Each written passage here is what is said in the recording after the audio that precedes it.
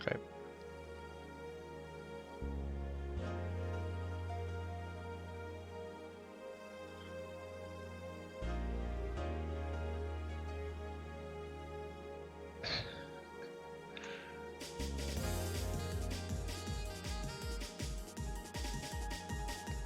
Okay,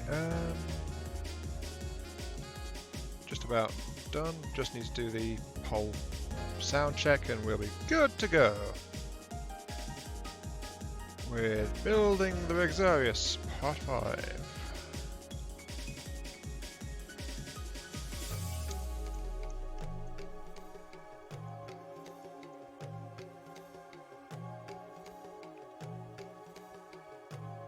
Da, da, da, da.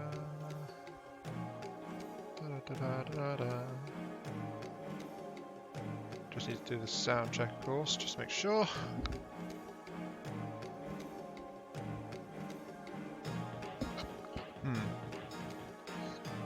Okay, sound check is good. That's all good. Looks like the YouTube chat in the display though.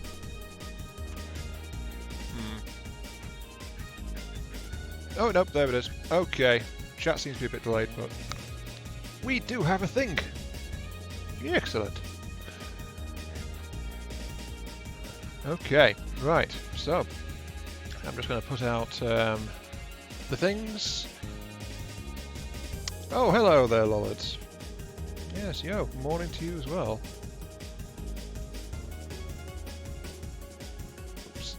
I'm just going to put notices on Discord that this is going on, and then we will get to the building. Yes. Just want to get an updated link so I can actually point people towards it properly. There we go. Got it.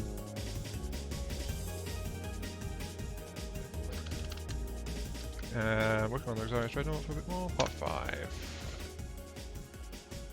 And I'll put one in Dammers as well for shameless self-promotion.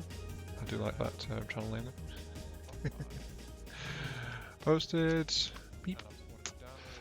And entry because sure. Posted. Beep. And entry because. Okay. Enter. Sorted. Oh, very much sorted.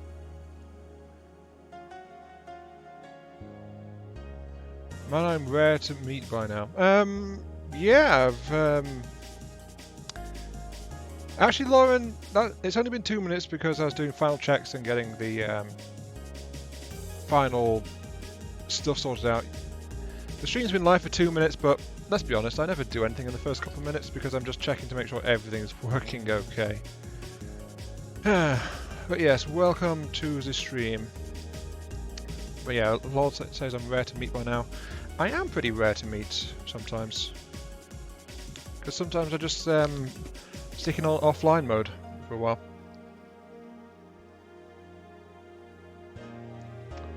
And yes, Lord, you picked it up straight through YouTube. You didn't even wait for the notification to go out on Discord. So, yeah, you were the first one here, officially. Anyway, now that I've put out notices, we can actually continue. Or perhaps I should say start. Hello there, everyone. DC's Iron Mark III, and welcome back to the Rexarius build, part 5. And if you've read the description, then you'll know what the plan is, but I'm going to tell you anyway because I like to waffle on a bit. The plan in general is that I want to get the Rexarius, this delightful ball of fire over here, at least floating at the end of the stream, so that's like a couple of hours from now. And then I'll probably install the steam train and some extra weaponry into the back as well. Though there have been some updates since this crash was last seen. I just thought it'd be interesting to have a full shell spread coming out of the existing guns, just to have that on the screen while waiting to get started. So it's interesting because it gives relative shell speeds quite effectively. Like at the back here, we've got the flak barrage from on top, Next up we've got the frag shells from all of those side-mounted guns, like these ones at the back here, and the ones up front as well.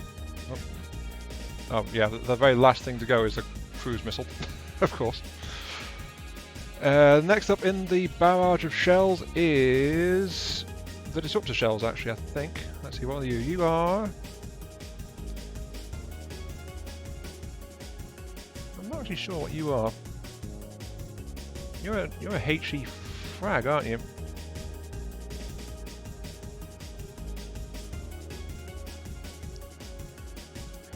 Interesting. Not quite sure which shell that one is. Looks like, actually, is that... Ah, it's a slightly smaller version of the primary HES shells. Okay. Right, then just ahead of that we've got the 500mm disruptor shells.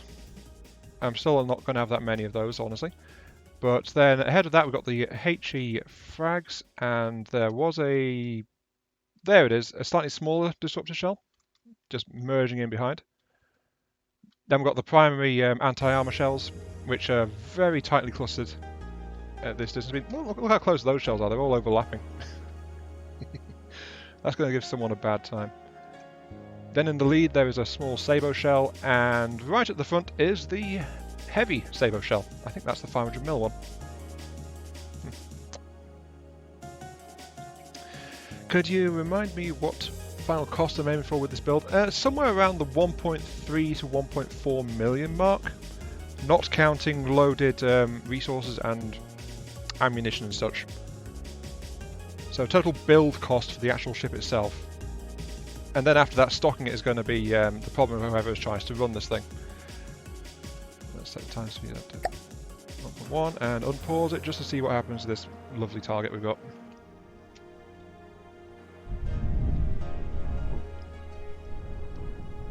Well, a bunch of stuff is over-penetrating, I can see that already.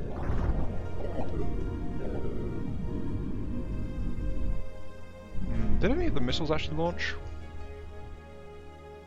I don't think they did. There's just that cruise missile on its way in, which is only just starting up. Oh wait, no. There's a missile. I think we can go back up to full speed again. There's only a couple of missile impacts left.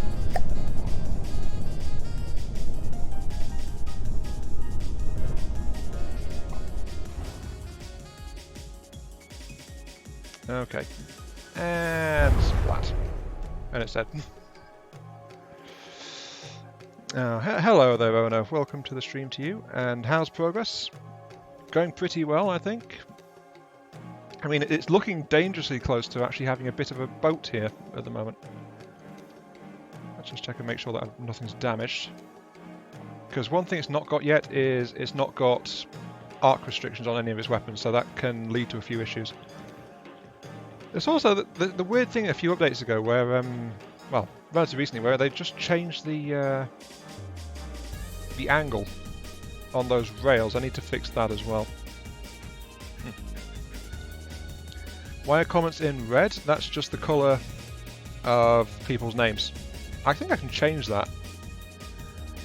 But I think it stands out. Looks like it would float. Yeah, there has been some tinkering off camera, one of which was trying to work out like steam powertrain for it and stuff like that, and I actually rigged it up with enough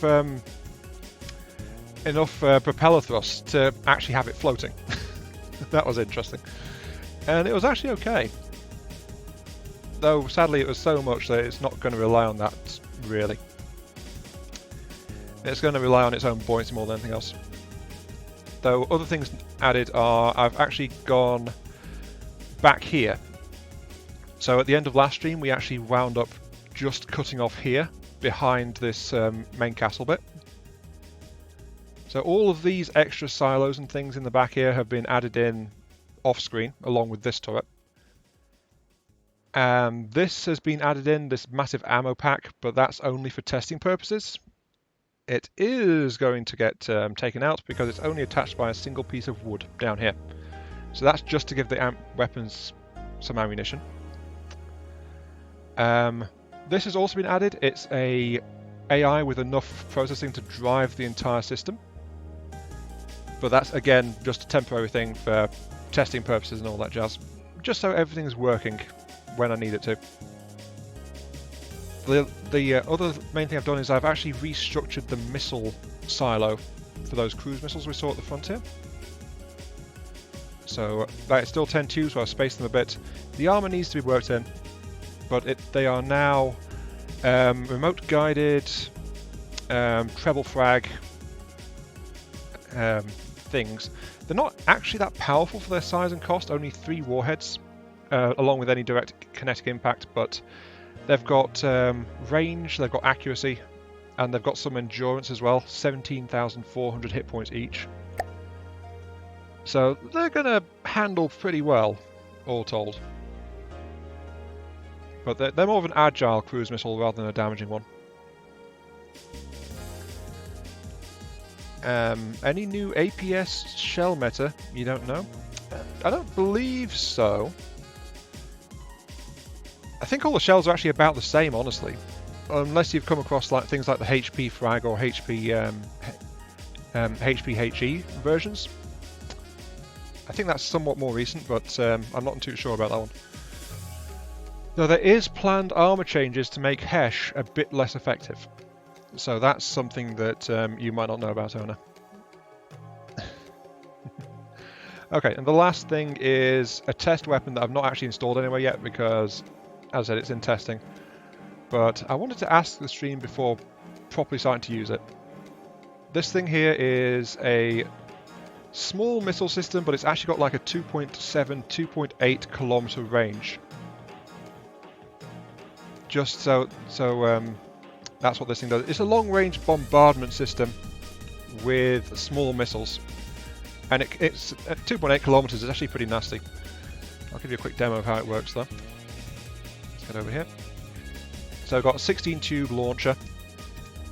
These are pretty potent for small missiles, but they've got 20 seconds of thrust only, and at that they almost reach 3 kilometers. So that's actually pretty far, I think, for a 20-second duration missile. Especially since it's going like almost 200 meters per second doing that as well. Why is it completely exposed? Because it's not finished yet. The turret's not been armoured. So as I said, I was going to ask if chat thought I should keep this system or not. And hello there, Dammer. Welcome to the stream. I hope you like the shape of the Carolus Rex's future opponent. There we go. Right, gonna launch this thing.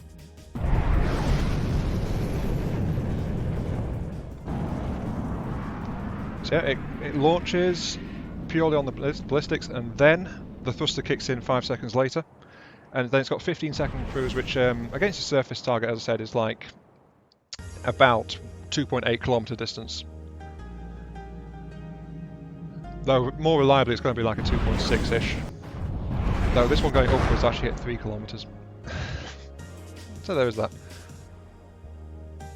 Too vulnerable at this point? Well, yeah, that's true. But this is meant to be like a deck gun. You put it into the side of it, and then it's just helping to lob shots towards the enemy. 400mm flak will do wonders on them. Yeah, I wouldn't be surprised, honestly. Let's get another test target in here. Give me a new Marauder, please. Turn that off. Yep.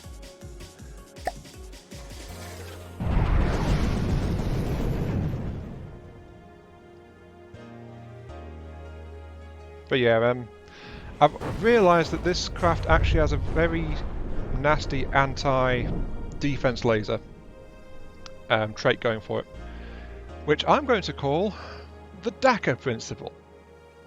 The rule is, if your shells and missiles and things are getting intercepted, you need to throw more of them. Simple as that. But yeah, I still think like getting this range out of a 20-second small missile is actually not too bad. But honestly, defensive lasers and things are going to have a lot more stuff to shoot at. Rather than be worrying about that kind of thing.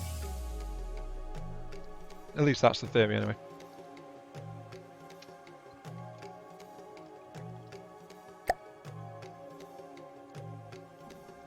Your services are no longer required.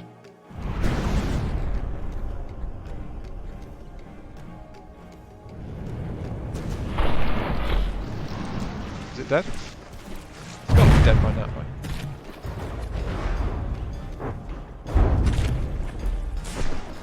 If it's not dead, it will be.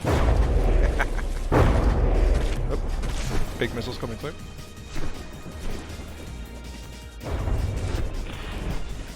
Could insane 23 to 30mm APS overwhelm any defense? In theory, yes, it could. The only issue is, how much performance are you going to get out of said 23 to 30mm? There's also the fact that if there's too many shells in the air, the game starts deleting it. Plus there's the fact that 23 to 30mm is also incredibly weak as well, so even if an anti-munition laser is very low on hit points, hit points low on charge, it'll still take out a shell like that. And then there's also other things like the butterfly defensive shields that Dammer installed into the Corollas Rex. That's something that needs to be taken into account as well.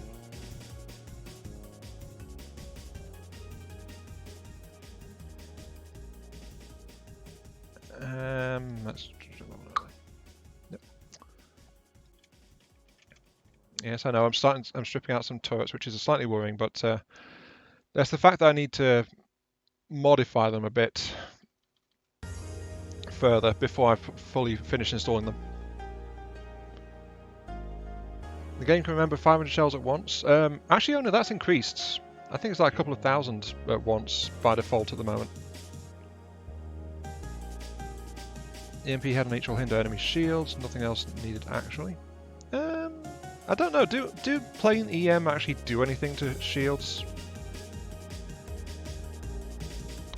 And Lauren says, I think no one has seen my 50mm Dakar thrower, turbo frag turret. Sadly, range of this thing is only about 1.5. 1.5 is still really decent. A lot of engagements take place at about 1.5-ish range or so. So yeah, if you can accelerate that. 3,400 RPM. Actually, I think you'll be hitting the game's hard limits with a turret that fast, at the very least. Let's start with a little bit of hull, I suppose, while I'm watching the chat. Sorry, chat, the main entertainment is you right now, not me. Oh yeah, that's for test firing the cannons.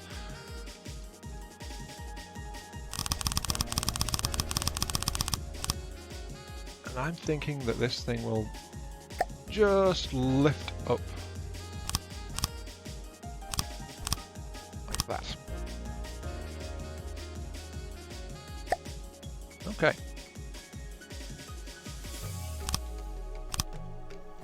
Sadly, there is going to be a lot of hull work in this particular part, seeing as my stated intention is to get this craft floating. We can't float if the craft isn't watertight. Well, we could, but it would not be very effective at it. Considering it was like, when I tested it with its current shape full of holes, it was like about, I think about 40 odd large propellers were required to have this thing floating by itself, which was like not something to slap onto it just for the lulz, you know. Sure, it'd work, but it kind of defy the point a little bit. Actually, how far do I want that to be? Because we've got this wider section here.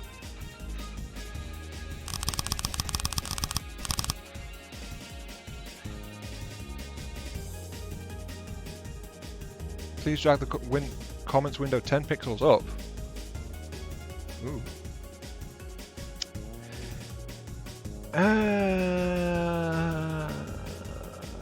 Oh, I see. Got it. Hang on.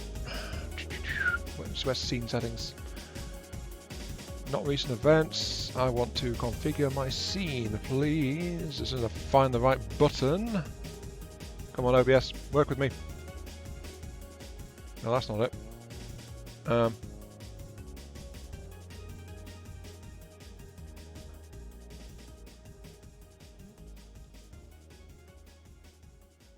Wait, why are you... Is that the button I want? No. Hang on. I'll find it. It's in here somewhere. No, I don't want recent events. Go away.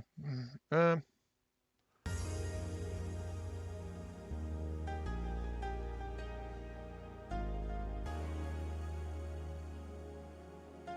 want to edit the... How do I... Skip alerts. Okay. Yeah, EMP rain. As I said, the question is, does it actually do much of anything to the actual shields? That's what I want to know.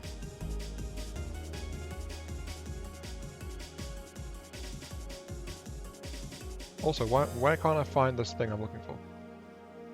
Is it that one? Ah, it's that one. Okay. Right. Chat box. You said 4 pixels up, almost? Actually, let's quickly get myself something else. Switch out of build mode so I can see the buttons at the top. Fix the window and then test it on, say, the barricade. Give me a second, I'm just moving. Chat, move to my whims. Yes. Be in my power. Okay, there we go. That should be better. Lock that back in place. There is still some overlap though when we've got the F5 thing up. So is that better for you guys, or shall I just compress it further?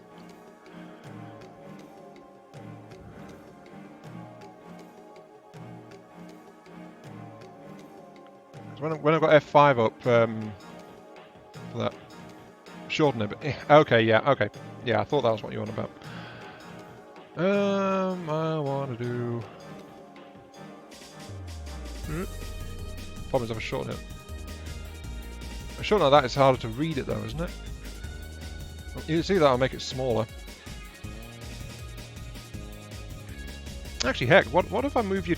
What if I move chat over here instead? On top left. Is that a bit better?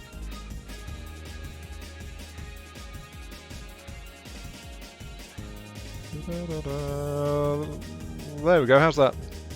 It'll get in the way during construction menus and things, but is that better? There's no perfect place to put this thing, darn it.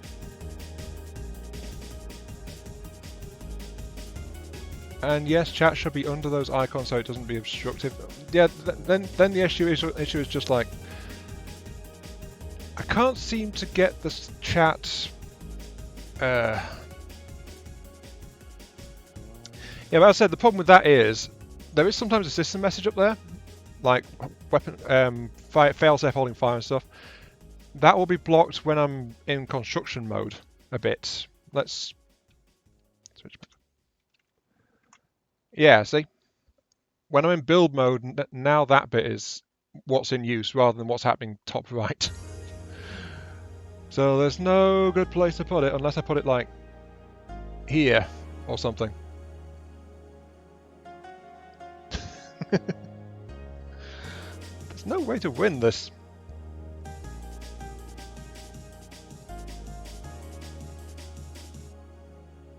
There's just no way to win this.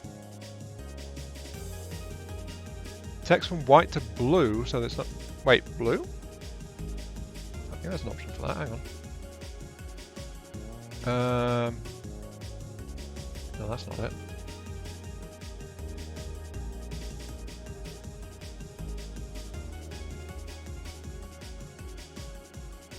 No, that's not it.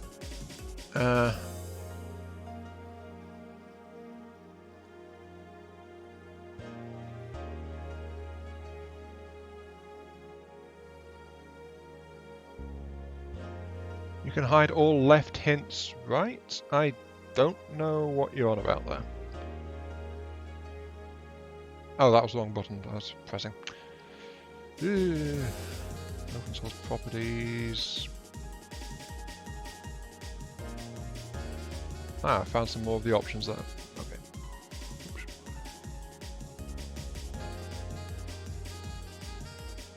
What if I drop height to 500? What will that? Sorry, 400. What will that do?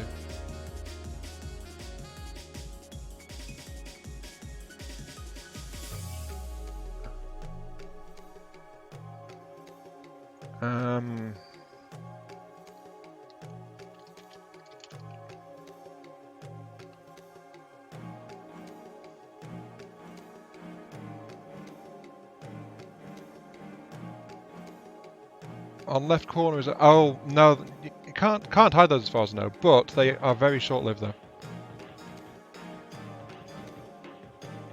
Geo was doing a build video the other day. Okay. And I think I'm going to just like stash it top right corner like this since I've figured out how to adjust its size a little bit, and then we're going to leave it like that. So.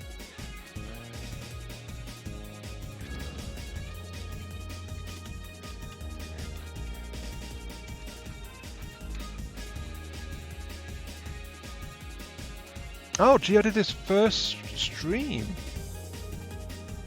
Oh, I wish I'd seen that one actually.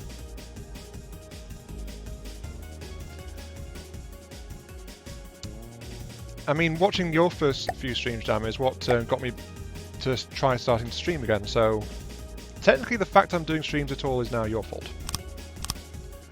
Which I think follows my policy of blame Dama for everything. So, yeah, I'd say it fits.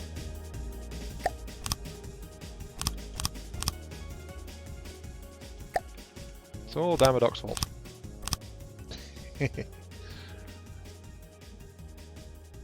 Also, let me know if the stream starts lagging at all then. Try EMP rain weapon on the barricade. Wait. The barricade has an EMP rain weapon? I think I'm getting some mixed messages, honestly.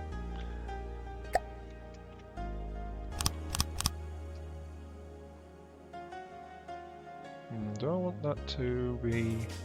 you know what, let's round it out.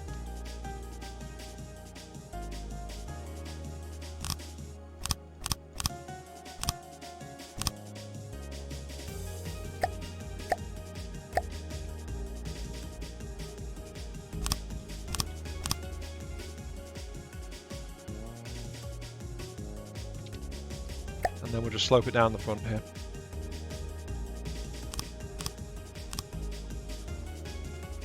There we go. It's a bit rounder on the front there than I was planning, but extra space is always good, I think. And yes, Dama, you are a very, very bad influence. You should be ashamed of yourself. Yes.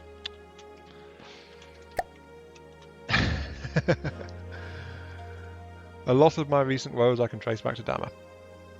Well, not really, but who cares? It means there's more streams out there. I think that's what counts.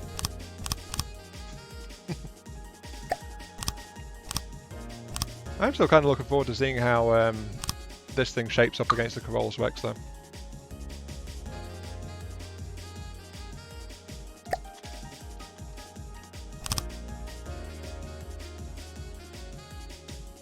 think I'm going to need that piece.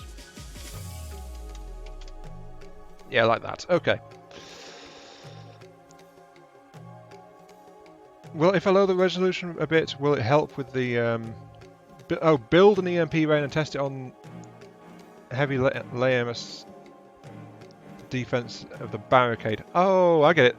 The barricade has a heavy AMS defense. Well, anti-munition defense, rather. Might be a good one to try testing stuff on, then, actually. Though, truth be told, I've actually tested this against the Corollas. And that's how I worked out that having DACA is a defense breaker all of its own.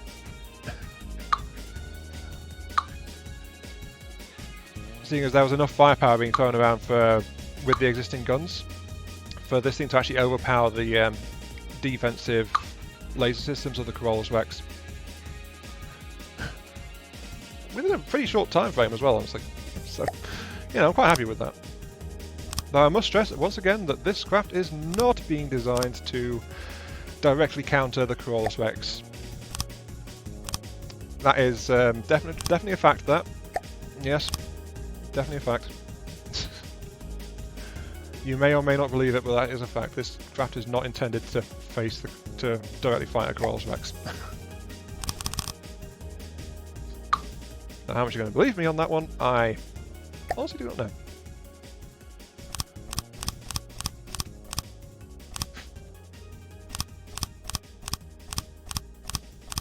Right, my excuse remains Corollas Rex inspired. And that is all.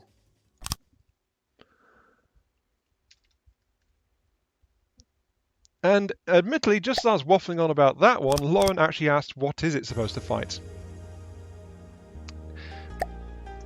I actually worked that one out as well while I was mucking around between streams. This craft is intended to fight whatever you decide absolutely needs to die in the fastest time possible. Because that's one of the weaknesses of this design. It's going to be expensive to field it over any significant duration.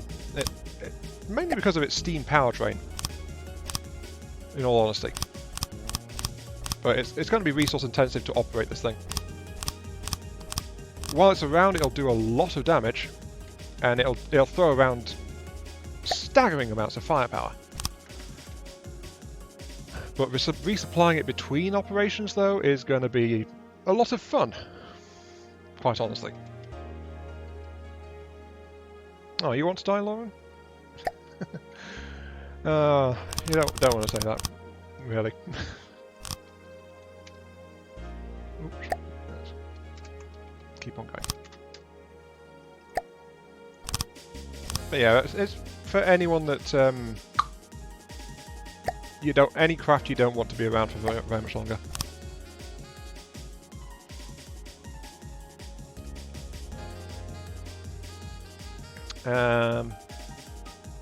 So the frame rates are actually struggling a bit. Okay. Tell the truth, after the last update, I actually cranked graphics up to max. When before I couldn't even do it at minimum before the multi-threading update came in. So that's how big of a difference it's made. Now I just need to find the options menu. There it is. So I'm on max. I'm going to drop it to mid. That should help with the frame rates a bit.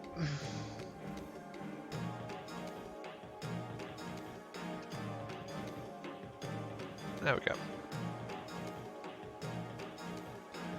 Now I need to find the centre line again, just because I got rid of some of it.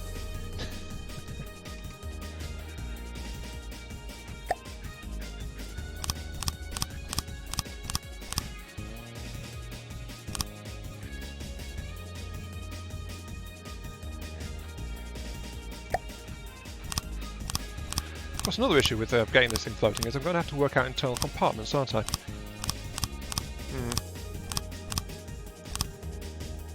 Well, that's going to be interesting, I suppose.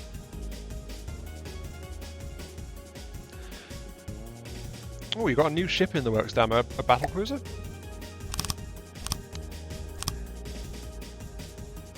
What kind of battle cruiser is it going to be? I'm honestly kind of curious about how that's going to turn out. Because it's once again the entire case of like different people build things different ways. So now I'm really curious to see what it's like. It's also the question of like, well, I never really finish stuff, do I?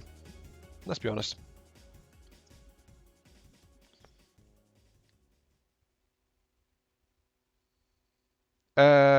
Frame rates die, and then I build. So that probably means you play too much and need to restart.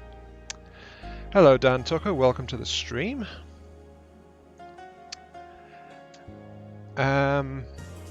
You worked on the main turrets last stream. I don't think I caught that part of your last stream then, Dharma. I'm sorry to say. I'll have to go back and check that again. Just to try and work out what's going on. Oop. Need to work this out. Work out this join a little bit though.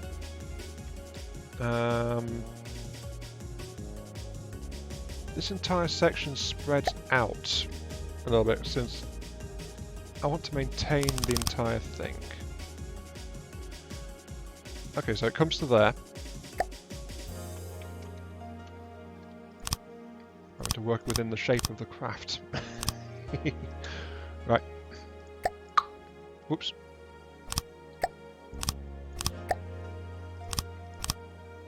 Yep.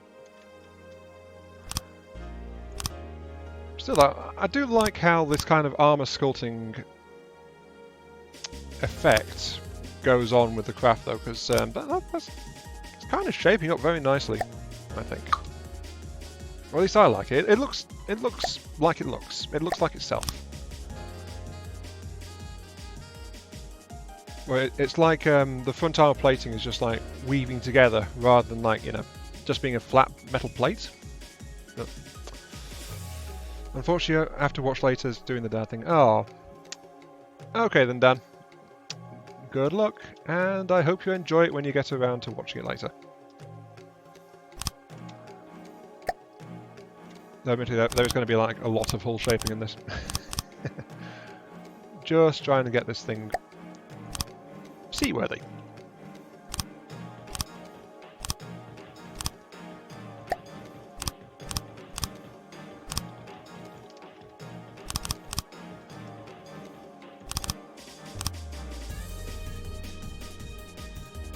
Okay, let's see.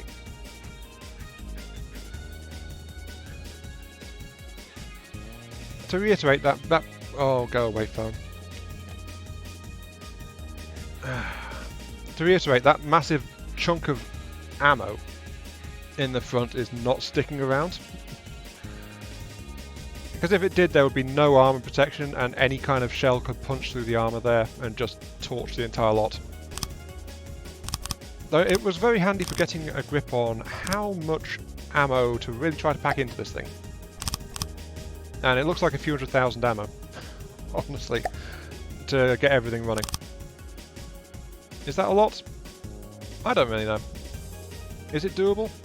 Yes, I believe so.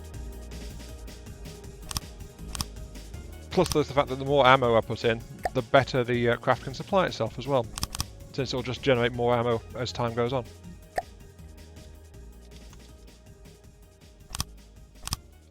Yeah, let's do it like that.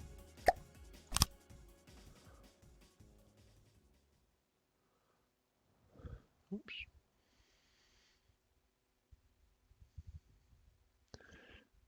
Wait. Damadok created a pancake. Okay. You're just making me more interested in going back and watching that stream, you know. Just to find the bit where Dama goes and makes a pancake as his new ship's main weapon. Because why not? Why wouldn't you make a pancake as your main weapon?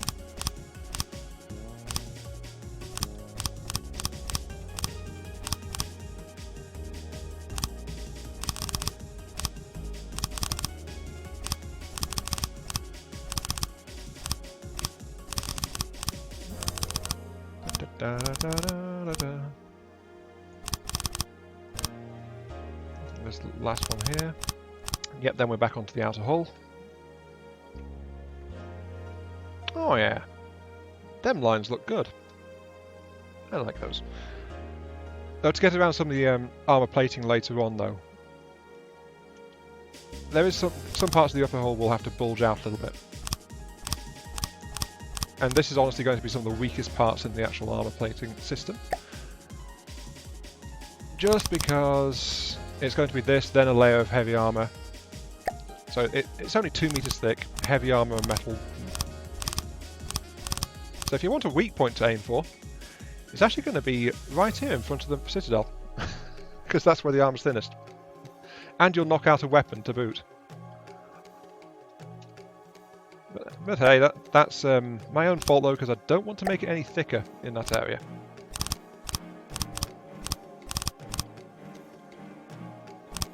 There we go.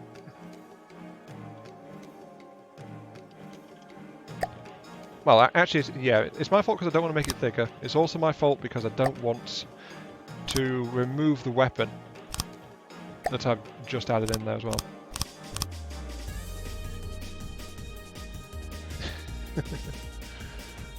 Hi, Sheldon. Welcome to the stream. Why don't you concentrate on the ammo front rather than super low and away from any vital system? Yeah, I mentioned ammo, then the moment I stopped talking about ammo, everyone asked about the ammo. Okay, to reiterate, because Sheldon just popped in and immediately asked the same thing. This ammo section here is completely separated from the ship, apart from that wooden beam there. And that's because I intend to scrap it out as soon as I don't need it there anymore. So that's just a single temporary ammo magazine to fuel the guns during weapon testing while we're building.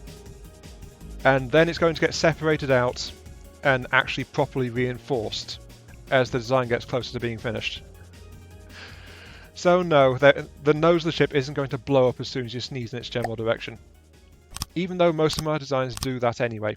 This is not an intended feature this time. I wish I could say it's not a normal feature on my craft, but hey, that's me we're talking about, isn't it? My craft tend to be a bit on the fragile side.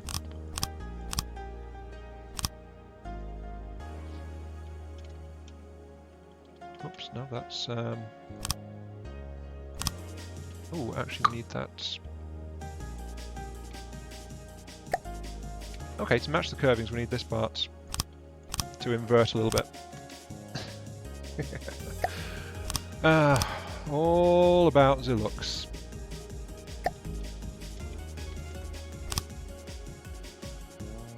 And mainly because there's that side-mounted turret system there as well.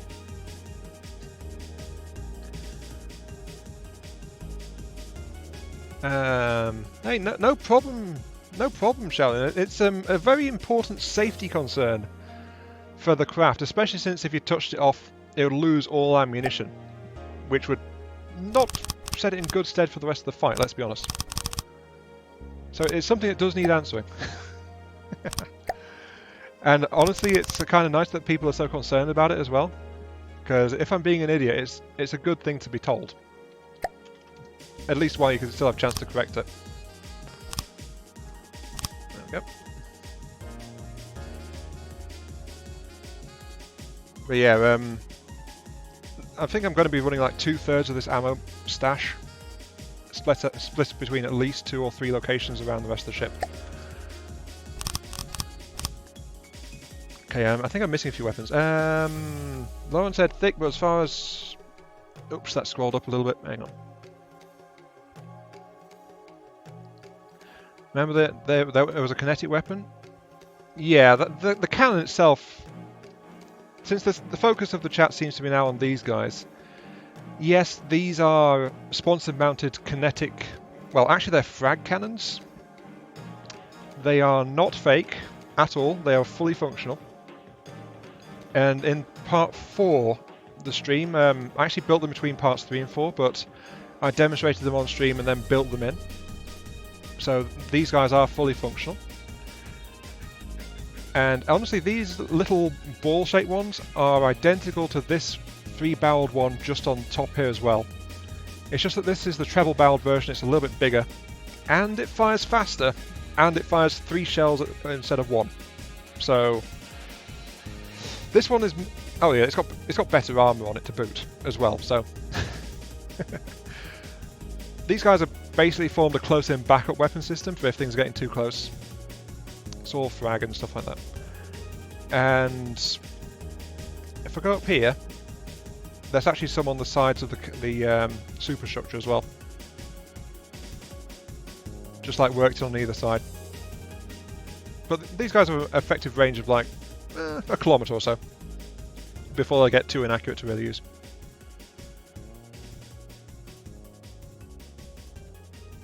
I also missed something from Dama. The original turrets for the Rex 6 meters wider than that one and needed less armor to keep the turrets from blowing up a sizable chunk of the ship. Alright. Oh, sorry, Lauren. You're referring to the cannons inside the heavy armor boxes that are up against the actual outer hull, which is going to be these ones and these ones. Since these guys are in the same situation.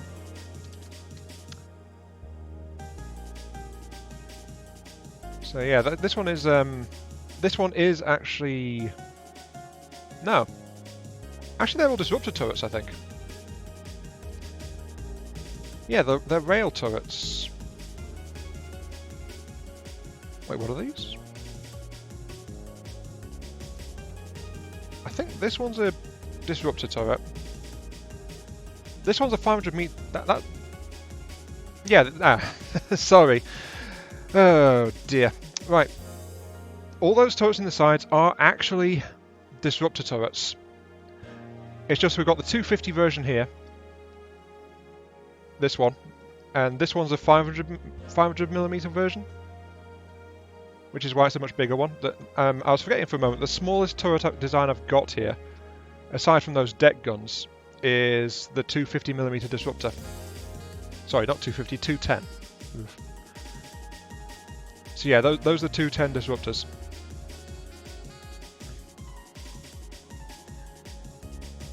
But yeah, it shouldn't be too bad if they actually do get blown up. They're not going to be high explosive or anything like that. But this one is also a 210 disruptor there. And then this one here is one of the Saber ones, but that one is actually slightly recessed back from the outer hull. And this big one here is the 500mm Saber. So yeah, it took me a moment there to work out which cannon was which in my own design. I feel so proud right now. Oh, I think it's because I've just installed too many cannon designs, to be quite honest. Now let's actually fix the orientation of these railguns, because it's driving me a little bit nuts, honestly. I'm not sure why they've inverted like that.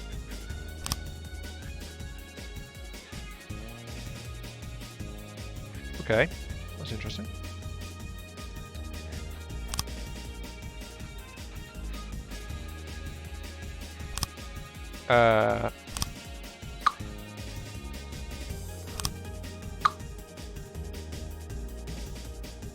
What?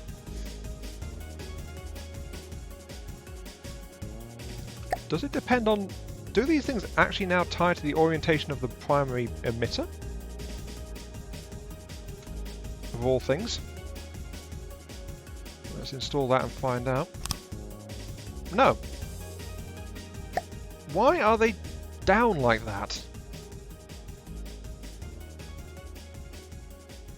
It's a bug? Oh. So what's going on with the rails is actually a known bug at the moment, and no one's sure how to fix it. Okay, good to know, before I started tearing my hair out about it.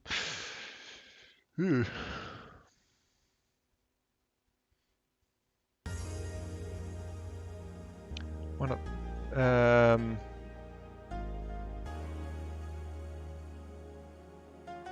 Why not turret?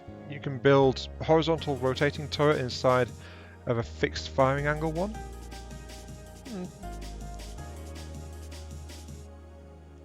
Okay. Not quite sure what you mean by that one, owner. And CIWIS, weapon interception systems? Yeah, they've not been installed yet. So that's why you don't see any. There is space for some, but right now we've just got the primary cannon sets. But since, yeah. Okay, Dama. Since that is actually a official thing, I suppose let us continue. Did I install a... I never got around to installing a shield projector in the main turrets, did I? No, I did not. Okay. Right. Need to give these guys a backup shielding. Build 30mm EMP rain, one quad weapon, triple barrel turret. One quad weapon, triple barrel. The stream has evolved into a Q&A? Yes, it has, Lauren. And I know I beat the chat on screen for that one slightly. There it is, popping up about now. That's because I am slightly ahead because I can see things after you guys send it, but before it actually makes it to the actual broadcast itself. So if I'm actually looking at the chat at the time, I can actually intercept things a little bit sooner. Somewhat. But honestly, this is a different kind of FTD stream. One where there's a lot of chat going on between the people watching and the person actually doing the stream. So, hey, nothing wrong with that. Let's see, I want to get the shield projector. Make sure it's angled properly, and it'll slot in right there. Da -da -da -da. And yes, warg. There's never enough DACA.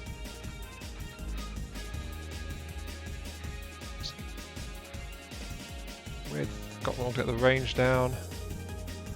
I'm considering maybe doing butterfly shielding for the rest, but I don't know.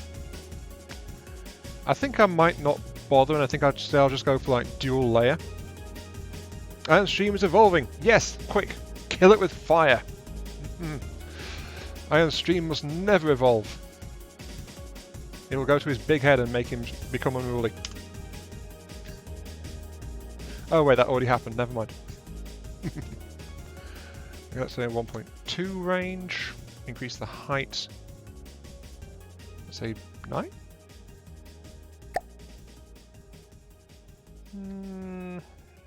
Let's say 11. That's already dipping into the underside a bit, but that should give it some decent coverage. And I'll leave it on 11 width as well. Is that... No, that's matching the width exactly. That means I want 13.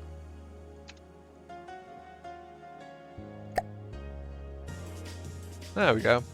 So that's the backup shield for this. Let's increase the range slightly to 1.6. Though that said, when the barrels elevate, this thing is not going to fully protect the railgun system, but hey, details. Whatever you do, don't cross the streams. Do I have enough rooms? Do I have enough room to put a new weapon on the ship? Ew, noodle barrels. These noodle barrels are 500mm.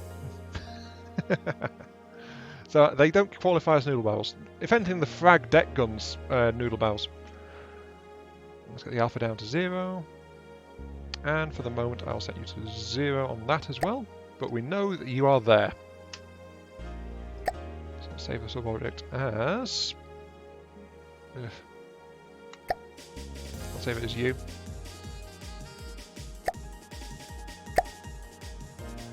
Since one of the stated goals of the stream was to get all weapon systems installed, so I might as well do that now.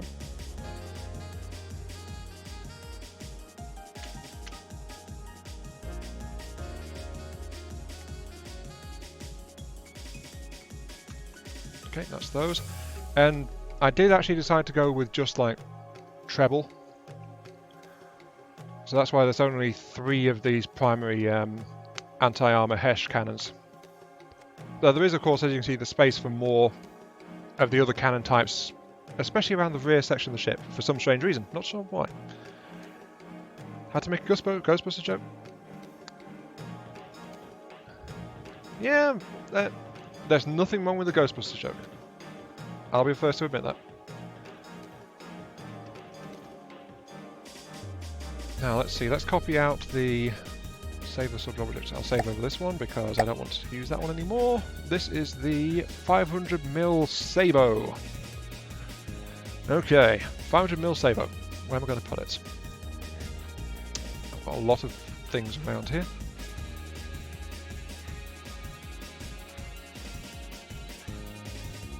I could install it like that. I mean, we've only got 2 of these 500mm Sabos so far. That's not enough. Damn, that's a good point. Build good for 4 meter blocks, not 1 meter blocks. Yeah, I have built with 4-meter blocks pretty much the entire time, honestly. I mean, between the actual detailing on the barrels, they are actually 4-meter blocks. So yeah. Anyway, yeah. See you later, Dama. Hope your doctor's appointment goes well. It'll be butt heavy, maybe. Before you place the last weapon, please build a 30mm quad weapon, triple barrel EMP firing nightmare. I ask again, do raw EMPs actually do anything against shielding?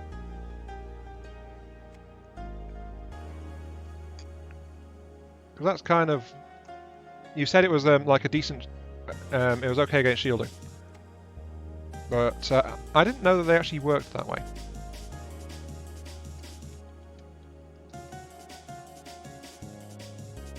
Shall we put 3 of these 500mm Sabo cannons on the back? Just because. Why not? Yeah, 3 500mm Sabos. And the next is, we don't want any more 500mm Disruptor. Honestly, I decided to phase those out in favour of the 210s. Which are going to be some of... Well, let's get the smaller ones in place first. The small one is the only weapon built for a silo of this size, actually.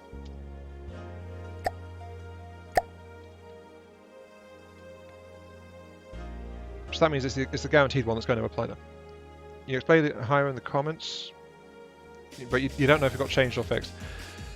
Yeah, I have no idea either, but you said a quad turret, treble barrel, 30mm EMP based shell system.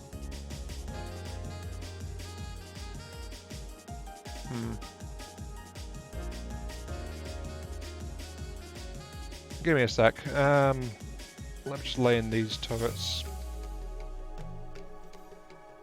There we go, and that leaves us with 1, 2, 3, 4, 5 pads left at the back there.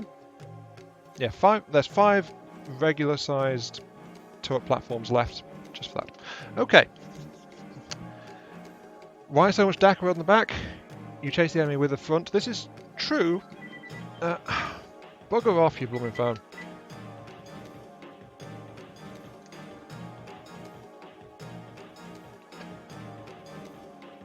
It's probably Virgin again.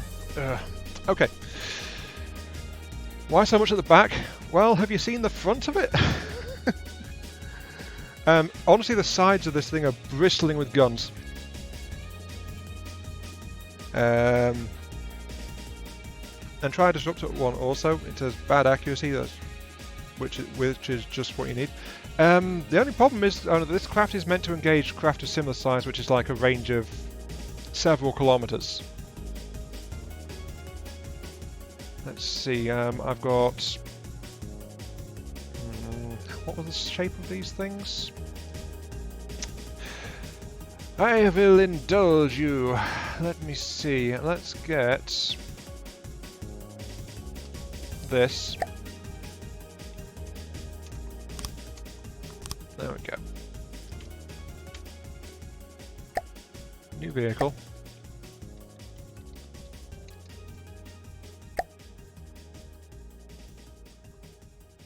Blocks, wood block, beam. Oh wait, I need to click the new vehicle first, don't I? New object, new vehicle. Yep. Wood blocks, beams, mirror.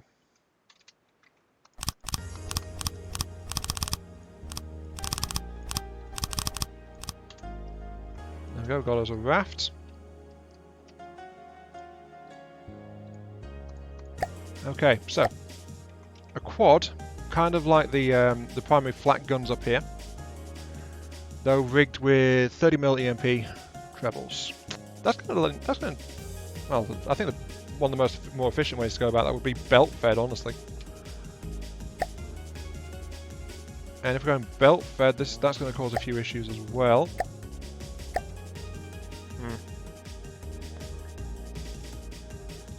Okay, so pure EMP. Let's see, 4 long EMP headed, 30 mil. So this, one of these right now is an EMP strength of 5 at a 532. For faster firing, we don't really need to focus on dropping the cooldown on the cannon too much, because by sheer bulk for the ammo systems, the cannon is going to get well acquainted with being cooled anyway. Its big issue is going to be shell load time more than anything else.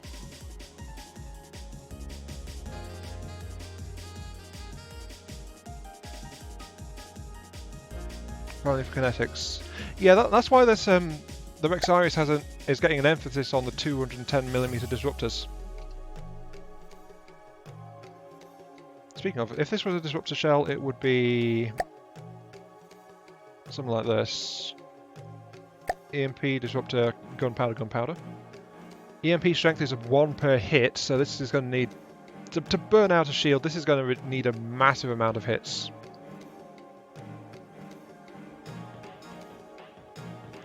To rain it down. Okay. If we're going to rain, might as well just go with this then, and go with gunpowder case, EMP head. Actually 355, so it's only like 100 meters per second less. Okay. Let's get this thing for comparison size. Size like that. Okay.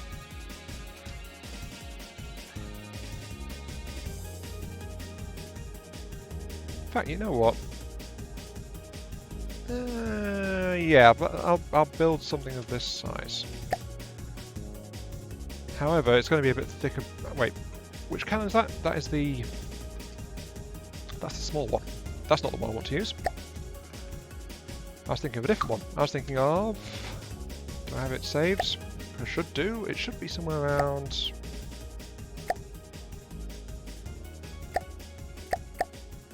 Yeah, this is pretty close. The flat cannon.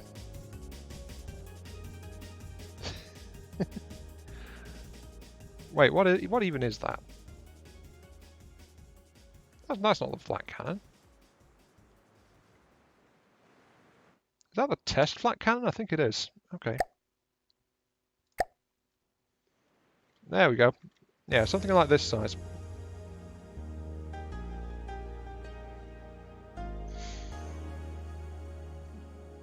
Remember to do an EMP and disruptor? Oh, okay, that's going to really do bad things to the damage now, must admit. And Drago Tonitrua. Hello, random Drago. Welcome to the stream. Yes, indeed. I'm honestly surprised I got recommended for anything, but hey, details. Welcome, welcome, welcome. Let's start editing this thing. Just because reasons. Your idle angle will be back to 0, and then we'll start turning you into a true quad-barreled EMP monster. Because apparently that's what I'm doing.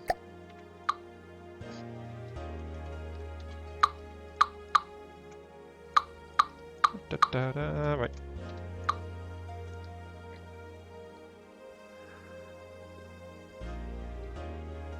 Yeah, I can see where owner's going with this one. The 30 mils are going to be incredibly weak by themselves. But they're going to have the advantage of, like, as owner put it, being absolutely dirt cheap.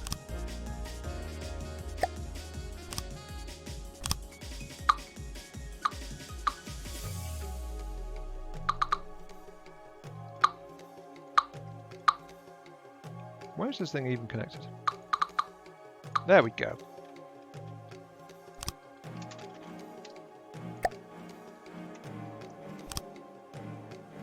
Right, so apparently I'm working on this quad, so that's what this is going to be.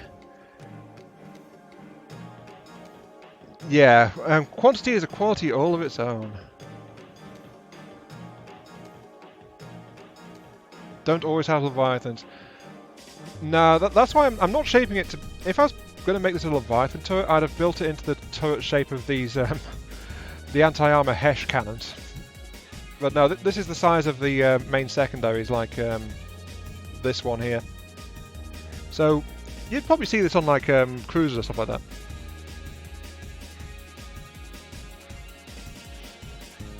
Yeah, algorithms, we need more click counts.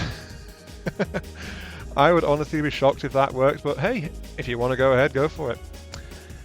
And honestly enjoying the fact that none of the people can pronounce your name correctly. Honestly, my interpretation of that is from the Emperor has a text-to-speech device, Caldor Drago. That's kind of what I was basing it on. Don't know if that's any good or not, but hey, that's where I was coming from at the very least. Let's see, how do I want to do this? 1, 2, 3, 4 meter neck followed by that. And that's about as far out as that. So that's as far out as I want the forward mantle. Okay, so one like that. Then we need one a little bit higher to the back, which is going to be like that. Mantle, 2 meter L. And you said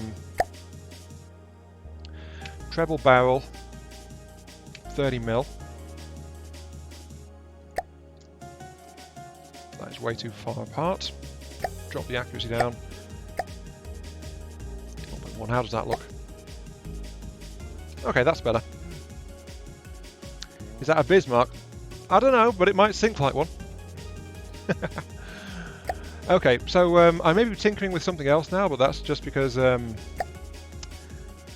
it was requested from the owner in the chat that I put together this before I installed the last of the turrets. But what's been going on in this stream, Drago, or however you want it pronounced, is that I was working on part 5 of my build of this dreadnought at the back here, which is I've called the Rexarius. So that's kind of what was going on, just a big shipbuilding project, and I've got distracted. So, yeah. I don't think the Bismarck had that many guns, though, to be quite honest. Did I copy it all? I did. Okay. Are you guys set properly? You're 27. Okay, that means I need to include gauge increases.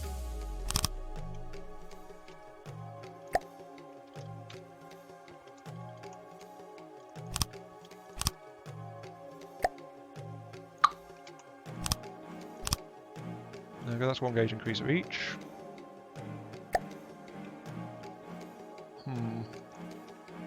Need to compensate slightly, so I'm going to use that.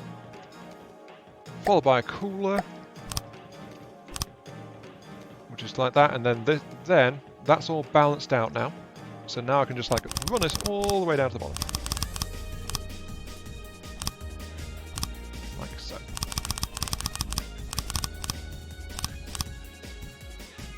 There we go.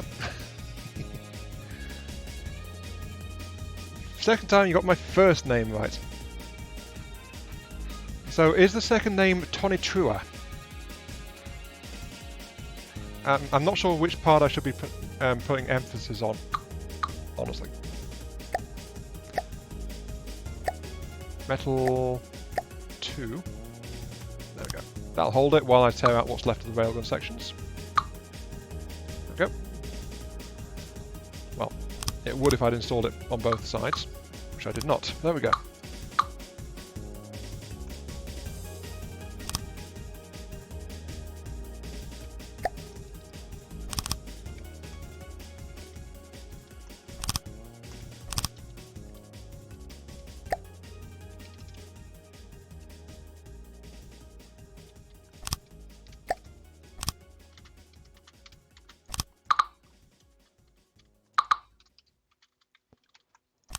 There we go. Okay. Okay, so I got the second name wrong. Alright. Why separate weapons on one turret? A very effective RPM. That is quite true. Though I would argue, if you're going for a treble barrel, like this, it would actually be more efficient if it was like 2 hex barrels instead. Same number of barrels, but less division between the systems. So there'd be better space efficiency, I think, if it was built like that. No, it's just me though. I'm kind of thinking about how to install the belt feeds though. I think cyclic would probably be the most effective here, honestly. Let's see what one of those would look like. Yeah, I think a cyclic magazine would be best. Because we want reload time as well, don't we?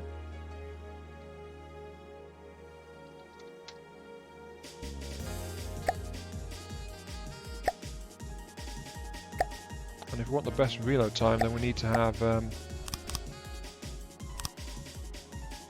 like that going on.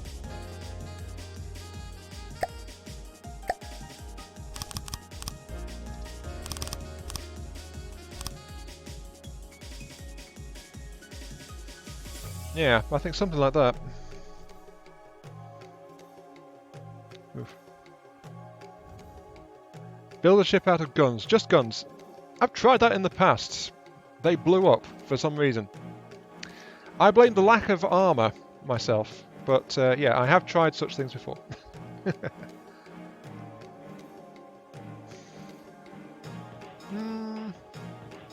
Actually, I can increase the magazine capacity a little bit further. However, there is I can't have that one there actually because of how this will wrap around. So I could sacrifice ammo load speed in return for a bit larger magazine. But this is still like going to be kind of let's be honest. Okay, let's see. Wipe the prefab. What I want is a height 3, a length 3 with 1. That's about right. No, length 4.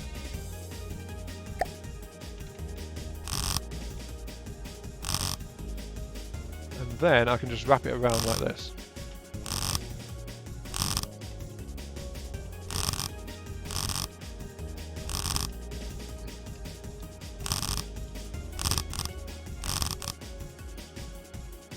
There we go.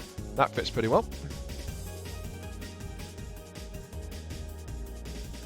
You can use the 3x3 armoured mantle as armour. This is true, but depends if you want it attached to a weapon or not, doesn't it? I think that might be a consideration as well.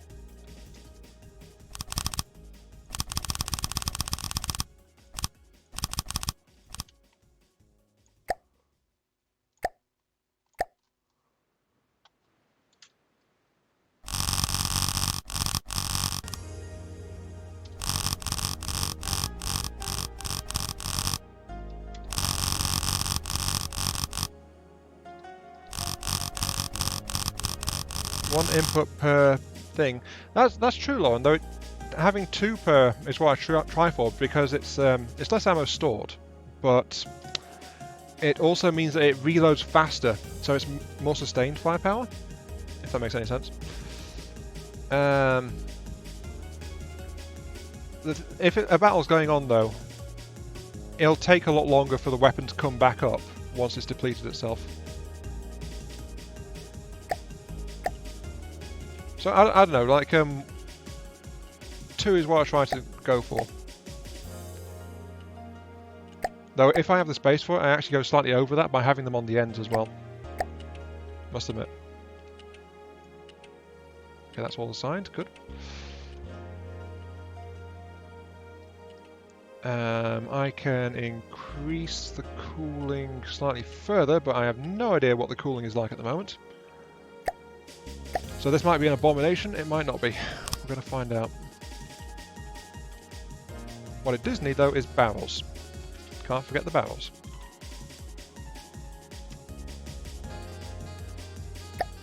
Barrels, barrels, barrels. Mantles. Nope. Is that that? No, that's mantles. Barrels.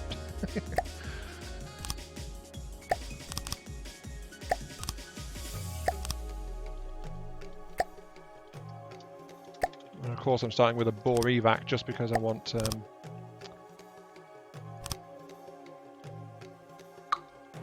the extra cooling on it. Might not need that actually.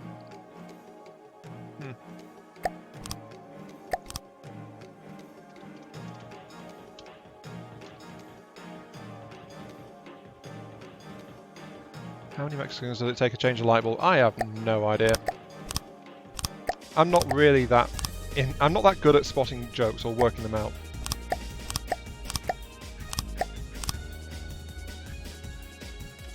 There we go. Alright, so what's next?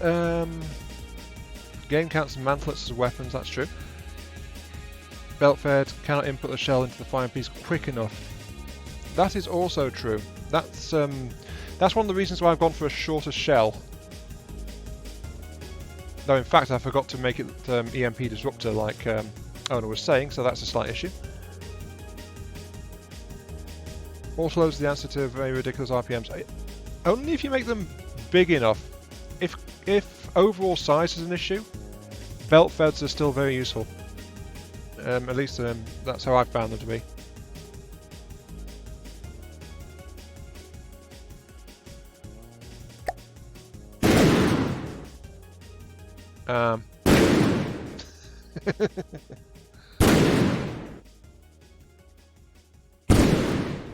I think we've overloaded the game a little bit. Right.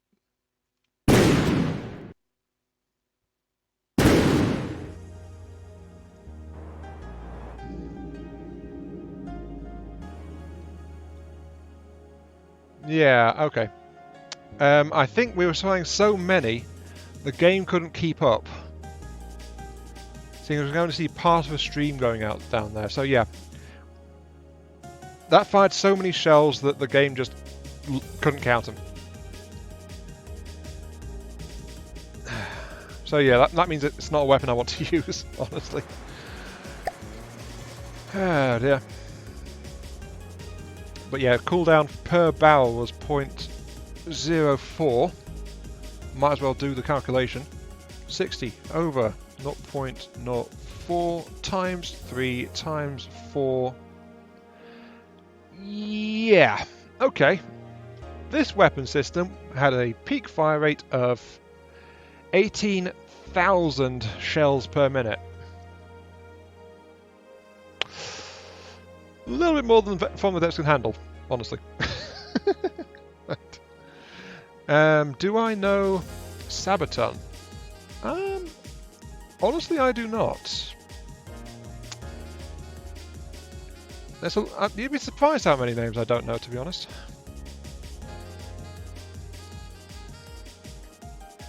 But yeah, 18,000 shots per minute. Test it. Against what? That's the big question. Against what? What could I possibly want to test this thing against? Let's pull the Rexarius out.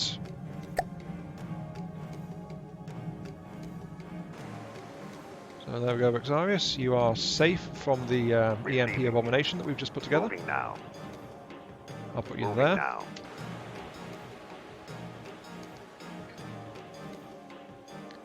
Barricade with weapons off. Okay. And Lauren says perforator. I have no idea. I have no idea where these ships are, though. So, if you guys would tell me where to find them in the spawn lists, then I would do so. Play Bismarck for them when I sink. Yeah.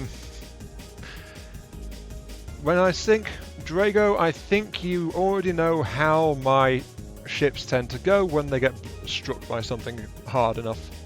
They tend to go boom.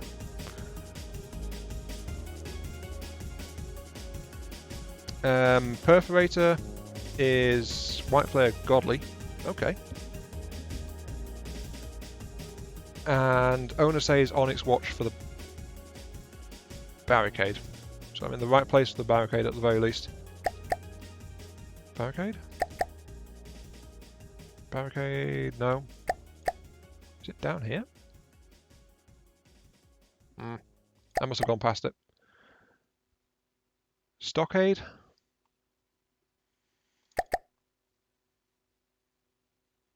Barricade, where is barricade? I'm not seeing a barricade. Oh no. Build a plane then, not a ship. That's one of my weaknesses, Drago. I literally can't build planes in this game. I can build thrustercraft, but I can't build planes.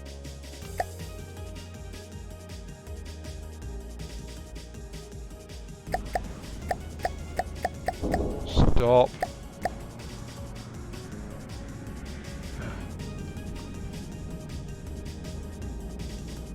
No real damage at least, but hey. Okay. So, Perforator. And it seems to be concerned about our presence a little bit. Can't imagine why. What I'm guessing is this thing has some shields as well as a lot of particle tubes. Okay.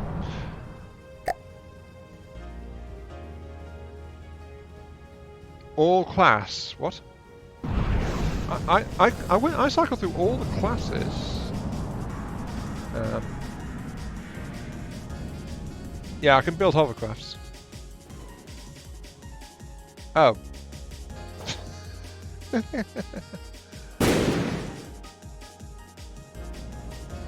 This cannon does not have the range to fire that far, apparently.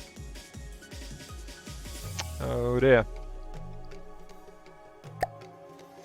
The range on this thing sucks.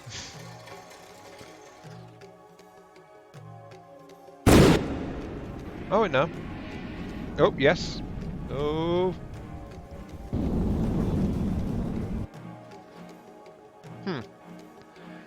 It seems it has like a 680 meter maximum range.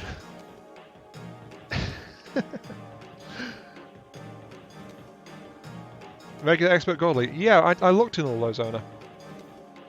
Did I add a solid shot into the shell? No, the shell is purely EMP plus gunpowder.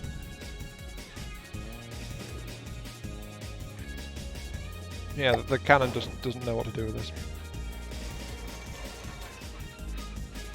Okay, the range on this thing really sucks. Let's see.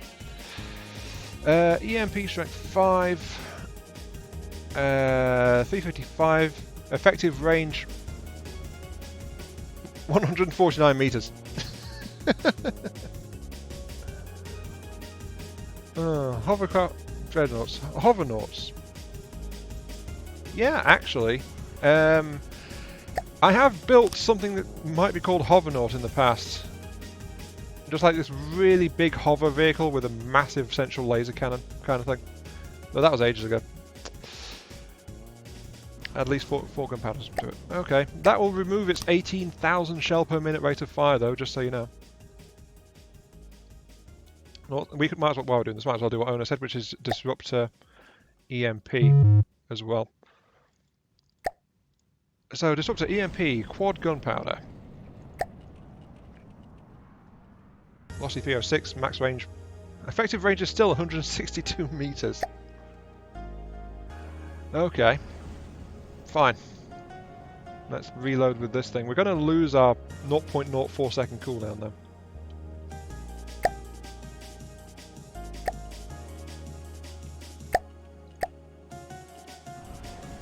I still think this would have been a better system if it was twin hex barrels rather than quad treble barrels.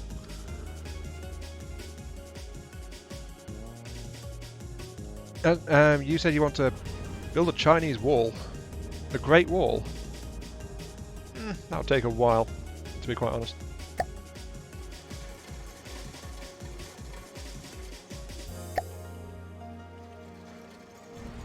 The owner's saying like 4,000 RPM, that's 1,000 per turret.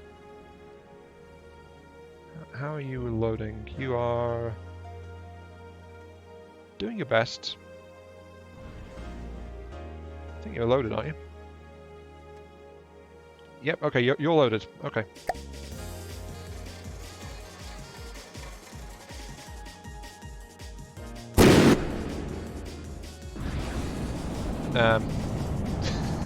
Still the same problem.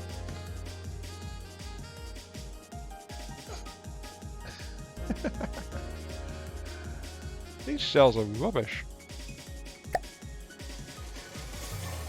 I mean, I cleared the clips out. That should still be good, shouldn't it?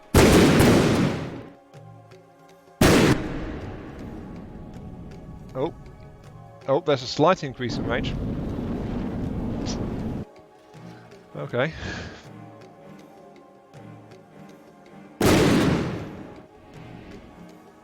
So it's outside effective range, but I can just about drop them on it mortar style, it looks like.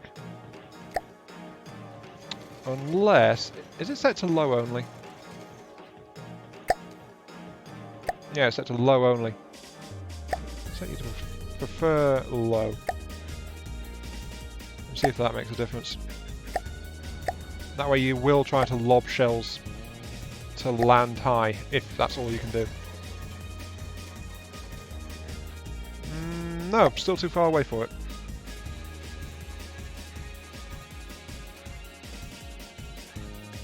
Weren't we supposed to test pure EMP against shields? That's true. Let's take out the disruptors and switch them to EMP pure. Which doubles the range, actually. So I think that's good.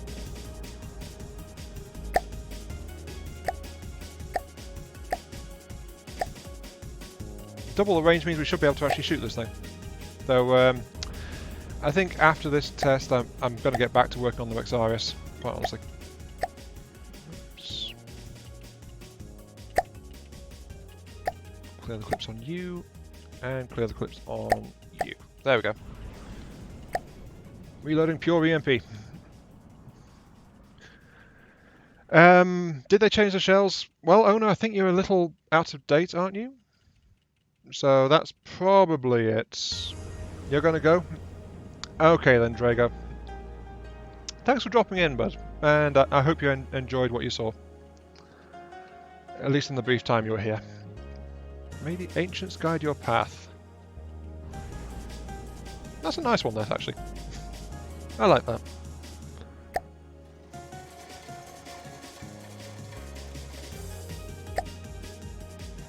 You guys still loading?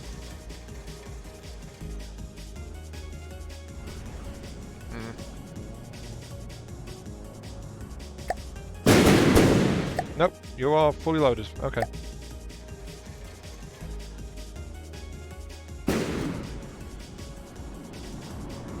Ah, we actually hit it, I think. Kinda.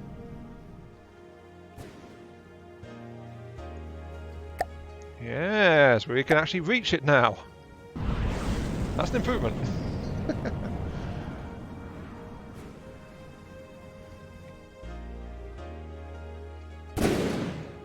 I think what we really need though is recoil compensation, because this thing just can't maintain itself properly.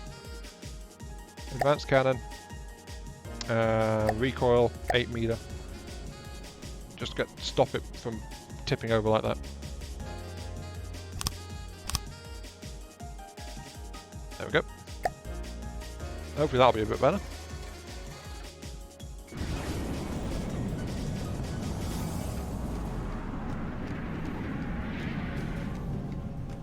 Okay.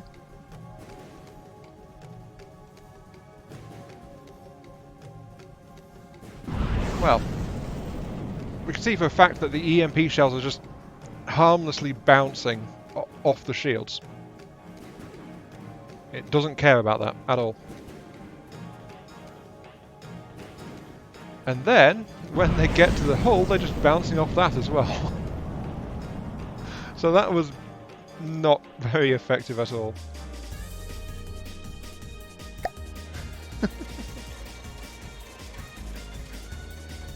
Oh dear. Yeah, that really was not very effective at all.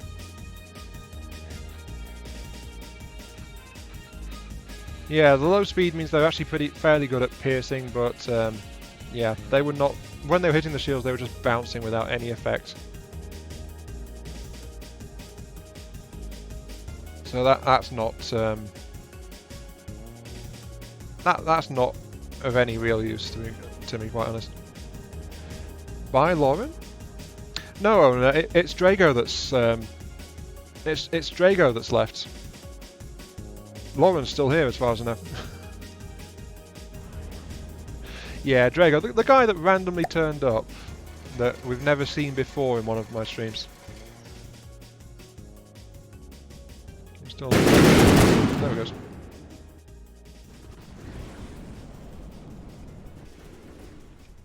I wonder if this is where Damodoc learned about butterfly shielding, because I think that is butterfly shielding.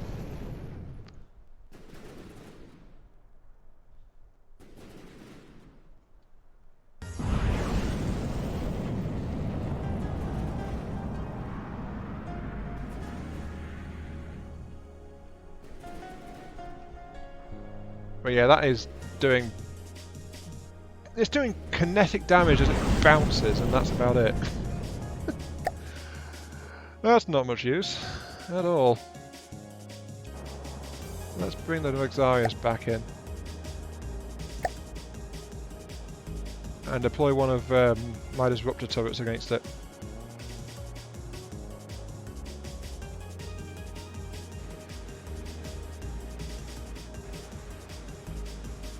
Okay, right. Disruptor turrets. We want the 500.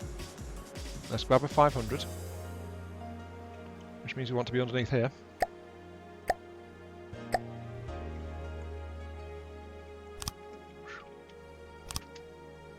Give me the chair.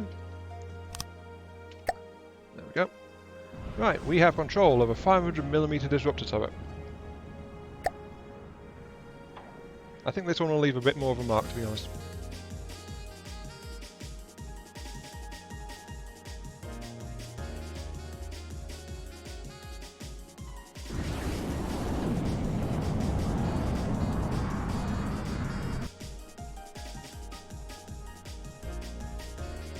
Okay, so here comes the 500 disruptor.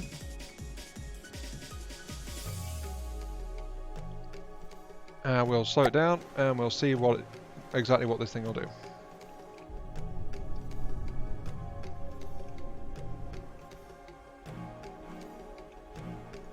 It did 165 EMP damage. If that's good or not entirely sure.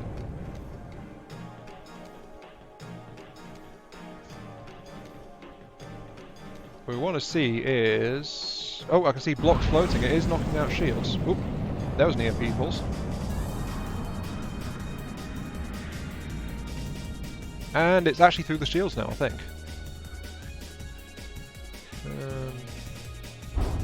Yeah, that's... Okay, on that route, the 500mm had 2 shields in its way, and it burned them both out in 2 shots. 1 shot each. And then after that it was just hitting the hull. So that one worked pretty well. Mind you, it's a very nasty shield breaker by design, so yeah, okay. Right, that just leaves a 210. Let's get the rapid fire 210, I suppose, which is one of these. Chair down here.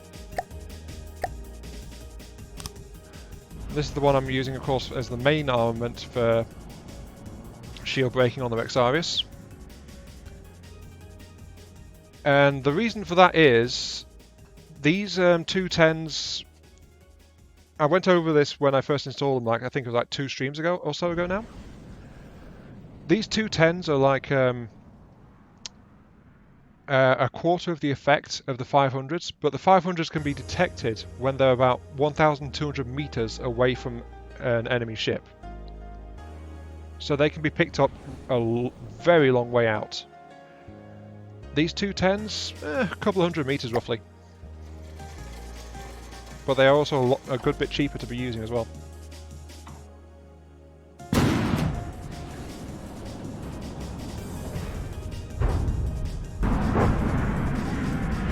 The thing is though, the 210s will take multiple hits to burn through a shield. Oh, there we go, it's got past. It's hitting another shield because the thing's floating, but it doesn't care too much, it's still getting straight through. Haha!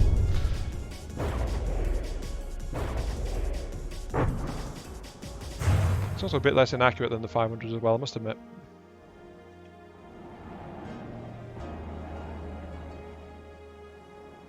But that's why I decided to relegate the 500s to just a couple on the broadside.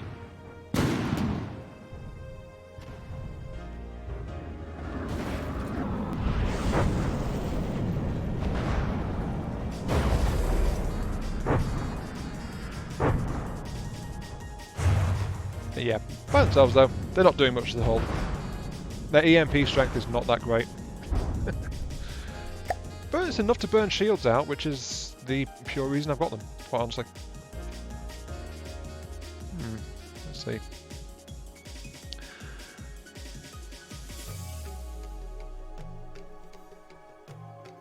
Actually, I don't have smoke lowering. The Rexarius does not have any smoke shells equipped. And I'm reluctant to add them, simply because it would mean adding in an extra turret type. And we've already got a whole bunch of different turrets on this thing. And at the end of the day, I don't, unless, actually, for offense, I don't really need them. If I'm quite honest.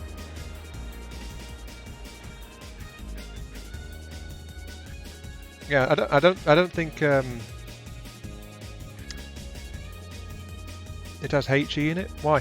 Actually, oh no, it doesn't have HE. I think that's just the shell detonating on impact. I don't recall installing HE in the disruptor shells. Let's take a quick look though, just to be sure. Verbal. Nope, there's no HE components in the disruptors. That's just the shell blowing up on impact. If it was HE, the blast would be much more noticeable.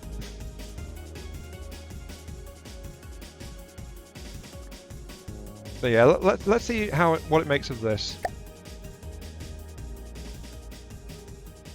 I think this will leave a mark, to be honest. And yeah, no, this is... Well, this is doing something to the frame rate on my end. Oh, yep. Oh, already over-penetrating. Shields are burning out. Some of the heshes burst through on the first impact. And here come the missiles. Well, another barrage of shells come in. Oh dear.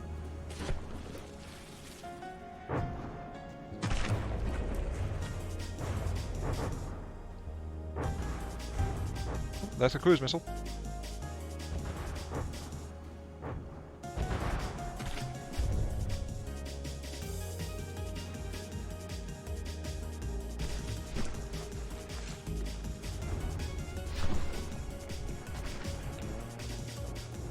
Yeah, the game is like getting... The game is just stressing out quite a lot over this right now. I think it's also not showing shells anymore either. Leave it be.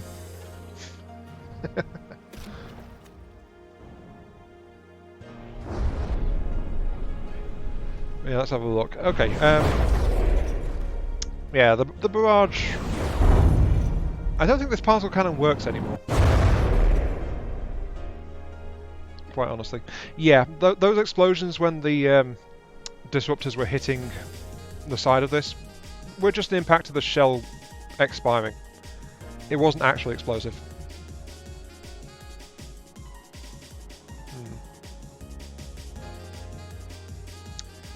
I think my computer was struggling a bit too much with that, in all honesty.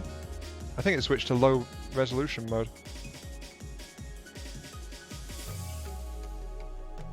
Destroy enemy vehicles, yes, thank you. Okay. But yeah, I don't think... Thank you for suggesting, Owner, but I don't think I really have a use for this, what is it?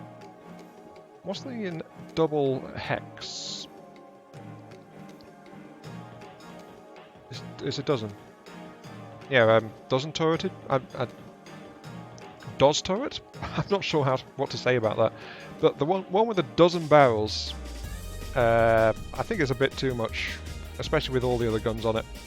So thanks for that, but I don't think I'm going to use that one. Let's also want to play. Keep on going.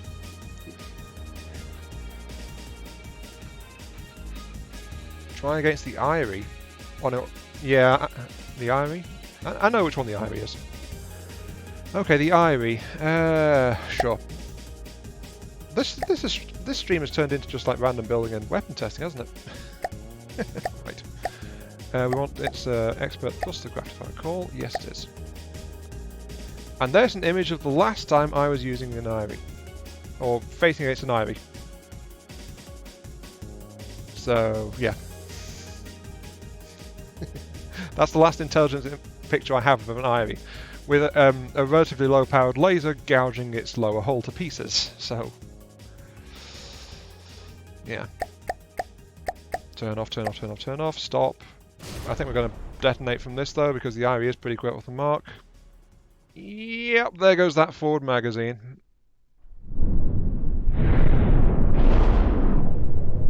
Ow.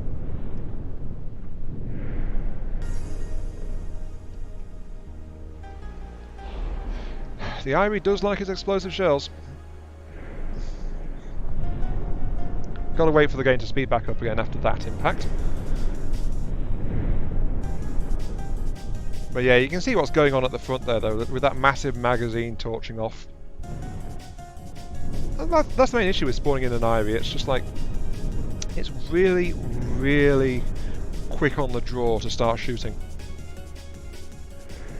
That said though, the explosives hits on the sides here didn't actually damage anything. So that's good. Good to know. You're still going off, aren't you? Yes, you are.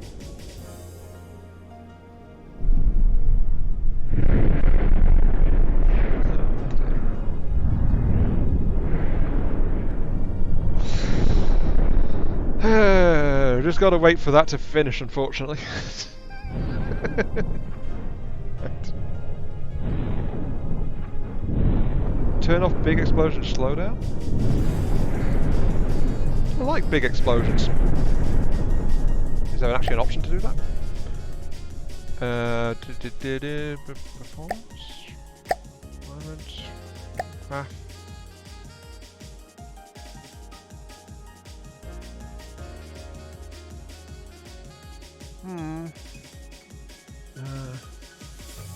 Misc? Oh, there it is. Huge explosion slowdown time. Okay, got it.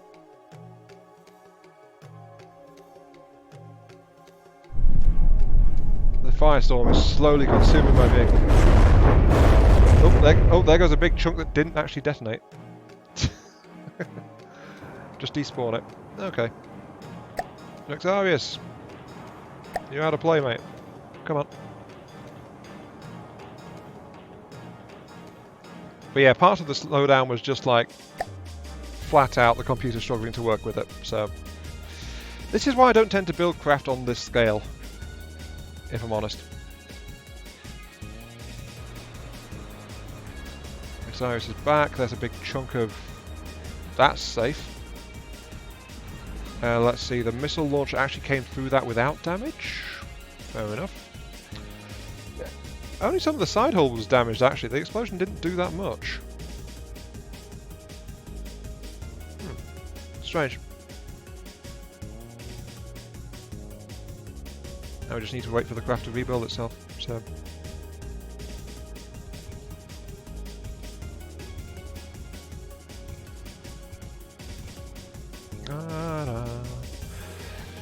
Actually, where's the Eyrie gone to? There's the Eyrie.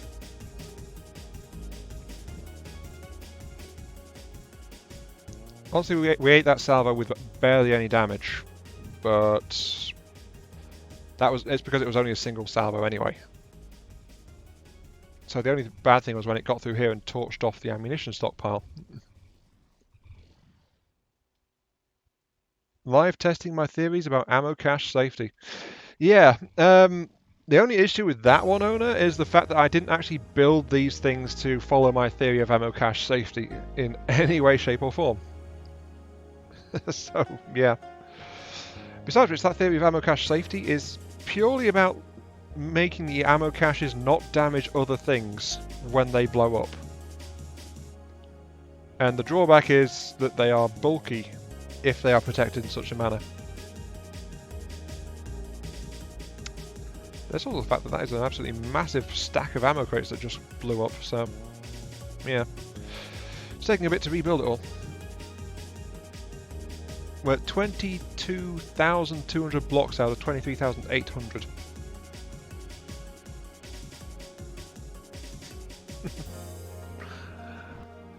Almost there, though. And the eye is just sitting up there. But I think we've got enough integrity to just go ahead and test stuff, though. We don't need all the extra ammo.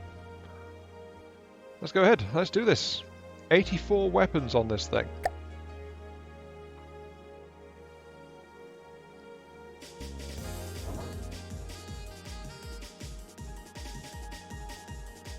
Let's aim center mass.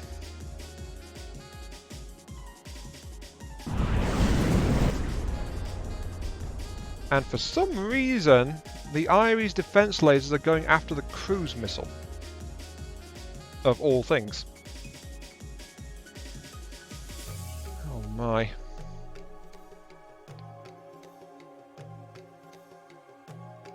Yeah, I'm not seeing... Oh wait, there's a couple there going for the a couple of the Hess shells, it looks like. So it's starting to reprioritize itself.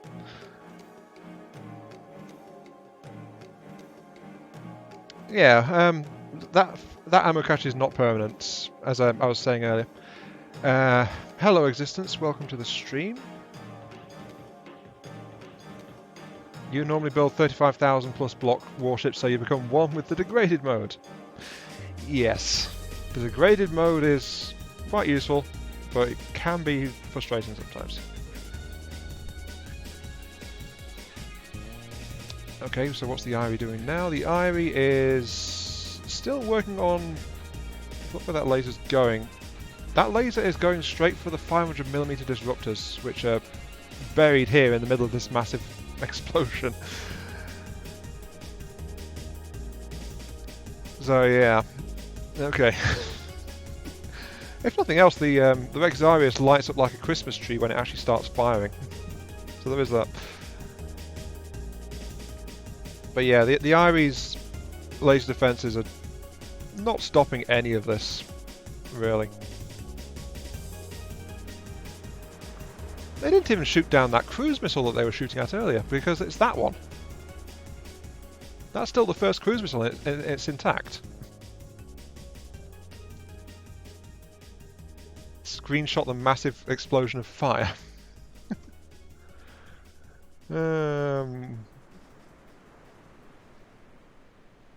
I think a caption would be, is this enough DACA?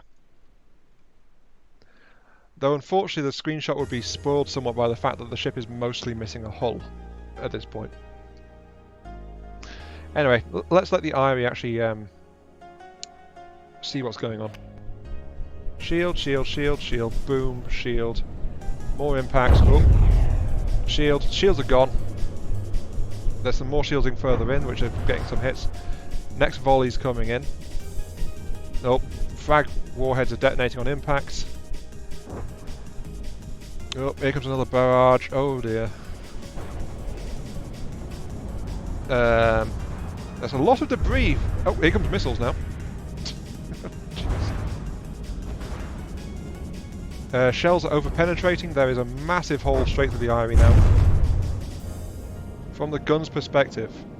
Oh, here comes a cruise missile. Which missed. I think. Oh no, it hit. It hit. Oh dear.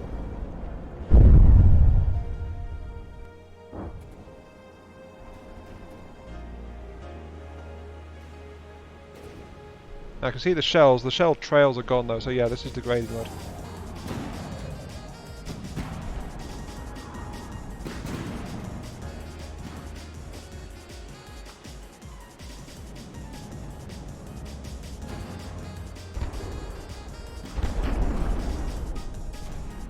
Very much so.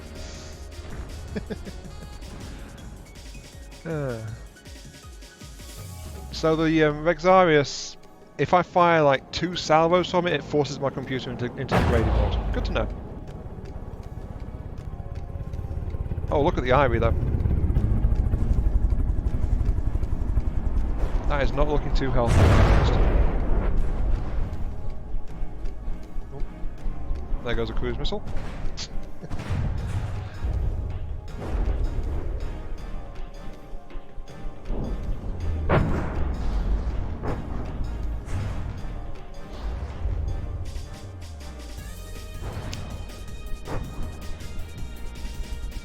Yeah, to be honest, I don't think the army can withstand too much more of this, if I'm being quite honest. Here come some more shells.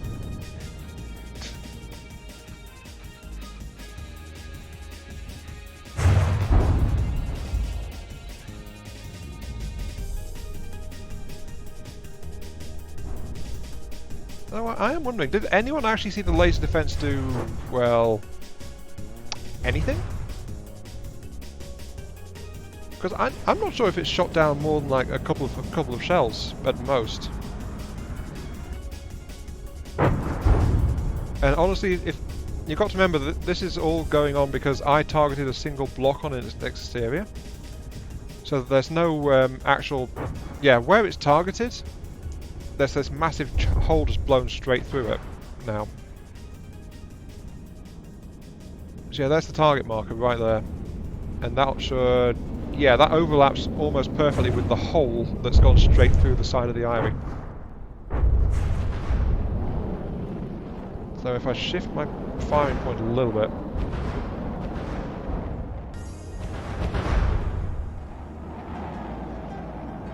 There was a Hesh barrage that just came in. Yeah.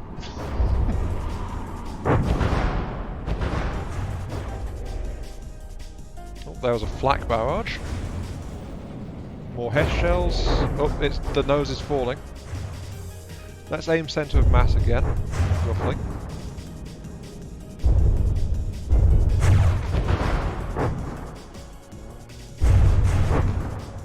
You're right though, the Ivy does take a while to die. It's taking a bit.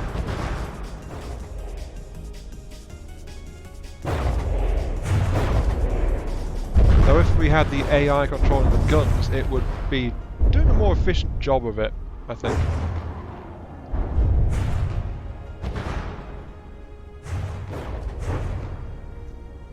Oh, there's a disruptor shell that bounced, I think.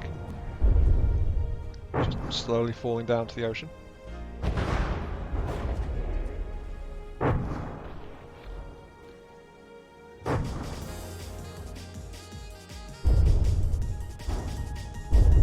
Yeah, you see flak, that's because I'm in all weapon mode, though to be honest, since the Ivy is a flying target, the Rexarius would be using its flak cannons against this thing anyway, since that's the whole reason it's got flak guns in the first place.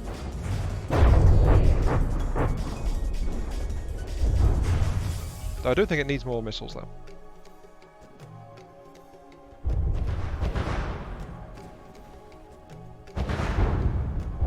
Yeah, some more missile-based weaponry is on the cards. Oh, there goes some more disruptors. Goodbye, disruptors. Nope, the Ivy's dead. It's despawning. So we can let the Rexarius stand down. Oh my. Oh, also welcome to the stream, Little Mean, as well. Oh, there goes a cruise missile. Sorry, cruise missiles, there's nothing left to hit. Oh dear.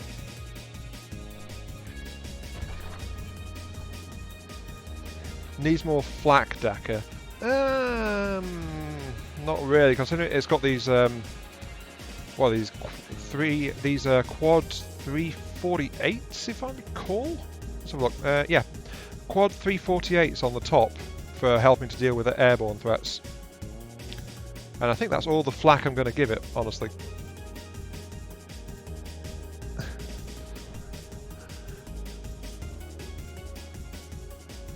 Oh, babe. Going to send me a platform which can deal with almost anything quickly. 15 shells, 500mm instead of 12. But yours are 6 meters, so only, so pretty balanced.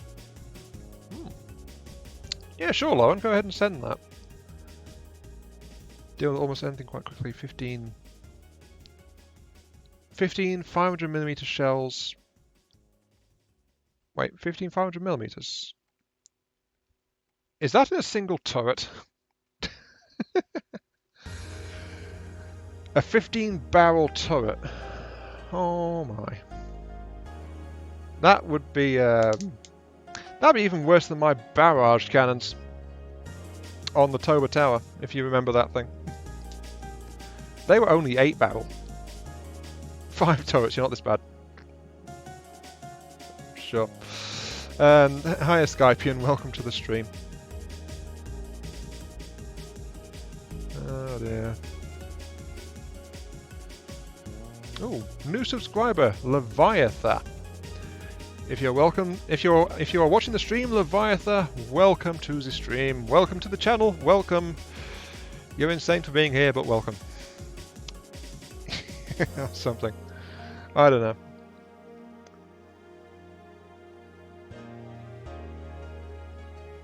Now you're giving me an idea. Mass barrel Dakar. It can work, Little Mean, but it depends on how you build the guns.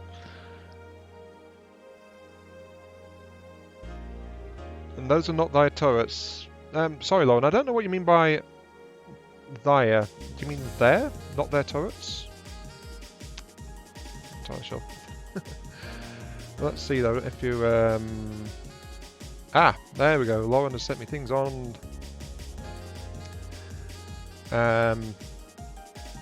Oh, sorry, I didn't see the one you sent me like 25 minutes ago.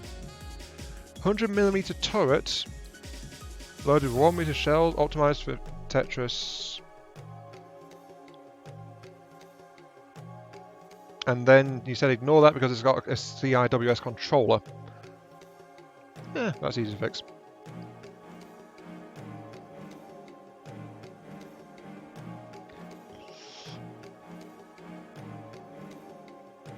Working would have silently worked better if you did type that you were lurking. Yeah, it's like when sometimes I used to be, if I found myself in a silent chat, I'd just roll a tumbleweed around or something like that. How about 133mm maximum length shell weapon of any kind? Depends on the thing, but as I said, the Rexarius, I don't think I'm really wanting more weapons systems for it overall. Just some missile weapons are going to be put in, but cannons-wise, it's more or less complete, I think.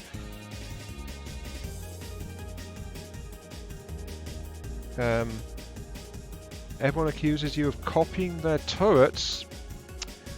Oh, Lauren, you've been copying my turrets? How could you? No, honestly, I'd be quite happy if you had been, but... Big but. That's one of the ways you learn in a game like this. By watching someone's... by looking at someone's turrets, maybe even getting your hands on a copy of them, if you manage to do so. And then seeing how it's put together, isn't it? For viewing. Oh wait, I need the download screen. That's what I'm looking for. Whoops. Okay, I'm going to grab from the thing Lauren's turret platform because I'm going to import it into stream. Test platform 7.6. Download. There we go. And yes, Little Mean, you can never have enough Dakar. Can I start to replace the bundle ammo cache with a massive missile bank? Sadly, I do not. Don't really think so, actually. Oh no. Oh no, because this thing does need internal space being left. Show me this thing in the folder because I want to copy it across into FTD. There it is. Got it. Okay, test platform 7.6 copied across. Check. And we'll see what is to be seen about this 15-barrel turret test platform thing, my Bobby. Okay. But yeah, I was thinking of working like another missile system into the front there. Maybe like a medium missile system. It does need more after all. Smaller cruise missiles never hurt anyone. Well, not anyone I cared about, maybe I should say. But replace the entire thing with a missile platform, I think I want to leave that area more or less hollow, if I'm quite honest. We do need internal space for this thing to actually work. Okay, here's the 76 platform. I can already see there's a lot of different turrets on it. Oops. It's already in. Is it a fortress? It is a fortress! Ooh! I see weapon systems!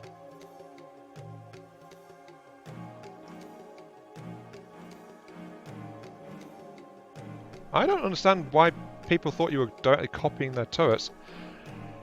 I don't know who you base them on, but honestly, these things do seem somewhat distinctive to me. So, I'm not used to seeing these long red lines of heavy armor mixed in with reactive armor along the top. So that's what leapt out to me the very first thing when I saw your turrets. So, You think you need a Pokemon-themed GIF of Tumbleweed slowly rolling by? I would be honestly surprised if there is not a Tumbleweed-themed Pokemon around. If I'm being entirely honest.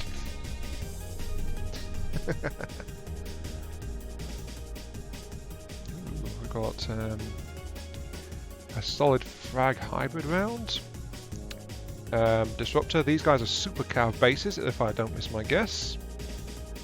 That is a Super Cav base, isn't it? Yeah, Super Cav. It's been a while since I've seen one of those. Mainly because I don't use them much. But hey. Super Cavs. Is that a double Hesh?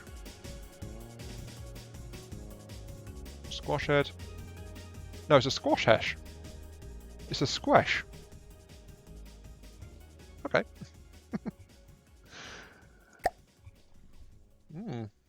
Not bad. Not bad at all. And this is a Squash Frag. I noticed these guys seem to be intended for multi-purpose more than anything else, Lauren. Squash is Hesh, heat is heat. Oh. So it's a Hesh-Hesh. Now I sound like those aliens out of Red Dwarf. Or something like that. If there isn't a Tumbleweed, you're punching everyone in Nintendo responsible for that disgrace. Yeah.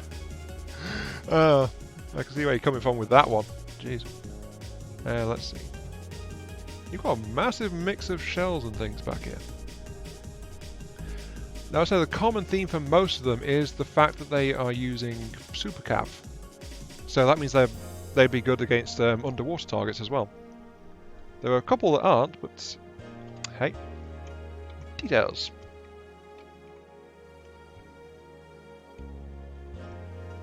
Kind of curious about some of these. Massive mixed magazines which go between clips and loaders, for the most part it looks like. I don't see how someone can accuse you of having copied this kind of style, if I'm honest. Because this is like... This is simple patterning, if I'm honest. This pattern, if you're trying to focus on using loaders, is... This is going to be what a lot of people wind up with, so it's not something that can be accused of copying, I don't think. Oh, that's meant to be a railgun, I'm fairly sure. But yeah, most of the railgun systems are woven into the middle. And then you've got I've noticed you've got a layer on top to give extra recharge capabilities to them.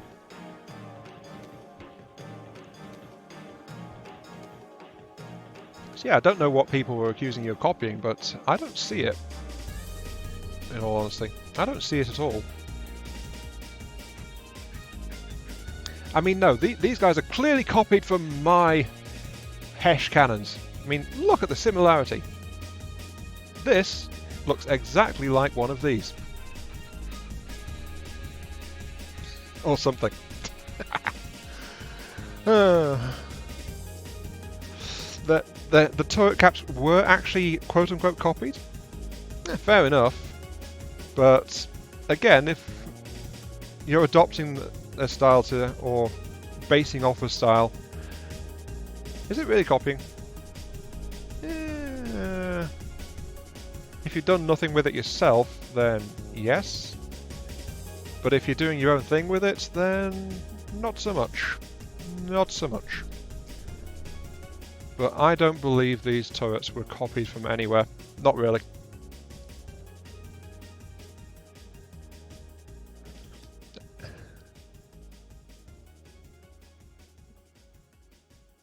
No, the copied one looks too cool to be copied from your Iron Mac turd. Oh, thank you, Skypian. Thank you oh so much for that one.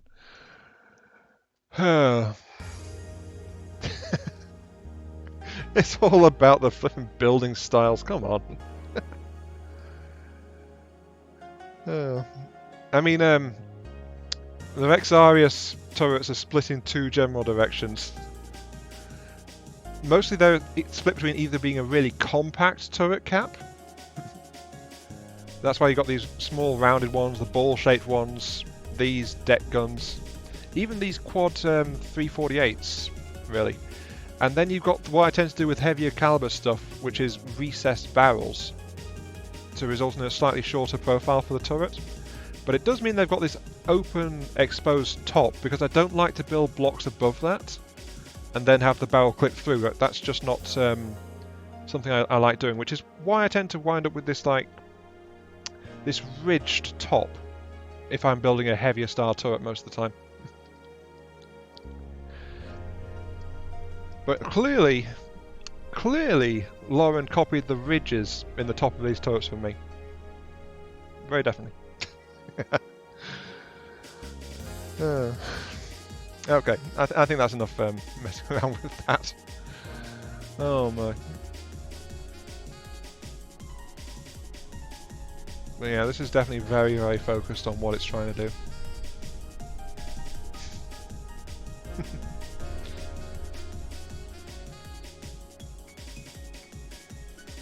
One thing I would note, actually, I think you could actually increase the, well, actually, no. You could, like, you could do away with some of the railgun charges, or if you dig, like, a single row of 6-way connectors in, then you could have like 4 of these charges on one, and you could actually increase the efficiency of the railgun sections. Though it would come at a slight reduction in ammo capacity.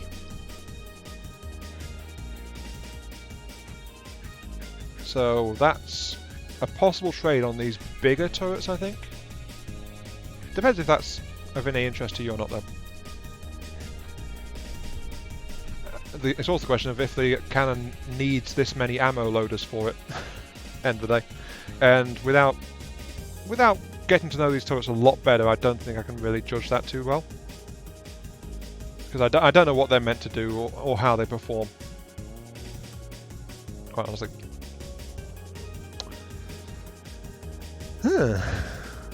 Sound of pump action shock. Okay, fine, fair enough. I think I'm going to do one more thing and then I'm going to end stream, since we're at like 2 hours 10 now and my voice is hurting. That's another reason why I've not really been doing so much content-wise this last week. I mean, this is meant to be a week off and my throat's already hurting after a couple of hours. That's not good. Not good. But yeah, what I'm going to do is I'm going to... Is it 3 or 5 I need for this thing? Actually, I can turn it sideways, can't I? Yes, I can. I'm going to install main drive for the Rexarius. The primary engine for it. And then we're going to call it there, I think. Let's see, is that far enough back for the rear... Actually, if I can, I want this thing to be resting somewhere around here, don't I? Beneath the overhang at the back of the ship. Why does my ship station thing have a schlong? Why am I making my creation lewd? I'm not. That was just marking length.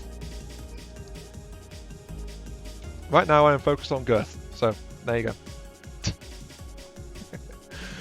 No. In all seriousness, that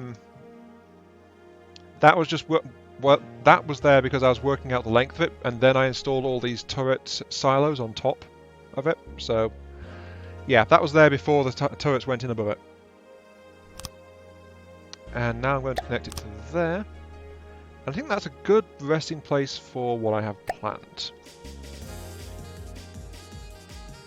Let's see. Steam engines. Steam. I want the gearbox, which is a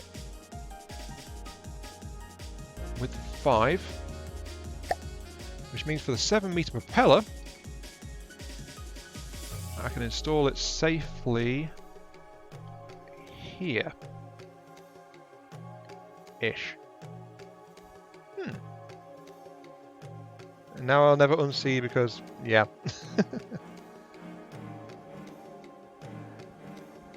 What was it? The Rexarius. Think Tyrannosaurus Rex and then add us on the end because we are idiots for making such thing come to life in the first place. Yeah, the Rexarius. How many streams? We are on part 5 right now. It's probably going to be, well, I'd be surprised if this thing lasted past 10 streams, at least in building. You might see it crop up elsewhere, but yeah, I'd say the build probably won't go past 10. Especially since it's like 2 to 3 hours per stream. There have been other interjections and things, like me getting distracted as well, but yeah. I'd say probably outside of like 10 streams at most. Maybe 11 or 12. Definitely no more than 13 or 14. Maybe 15? That as well. Yeah, that's a bit towards the edge, but that's okay. 7-meter prop. 7-meter prop. There we go. Unfortunately, I can't overlap these guys at all.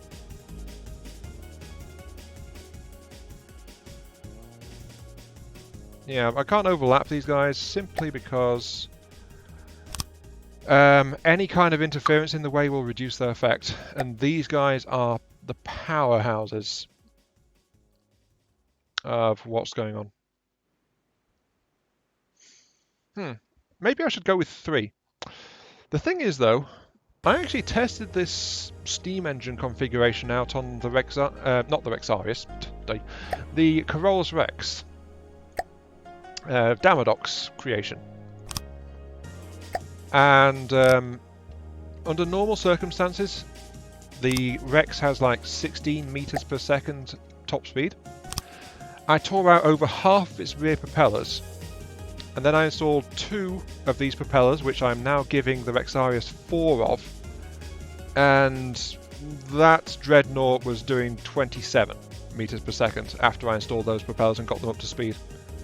So, yeah, this is gonna do strange things. Strange, wonderful things to craft performance.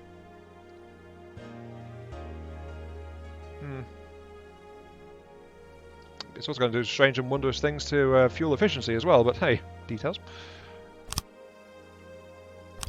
But that's, as I mentioned right at the start, when it was one of the weaknesses I'd worked out for this craft. It's going to use a lot of resources to be operational.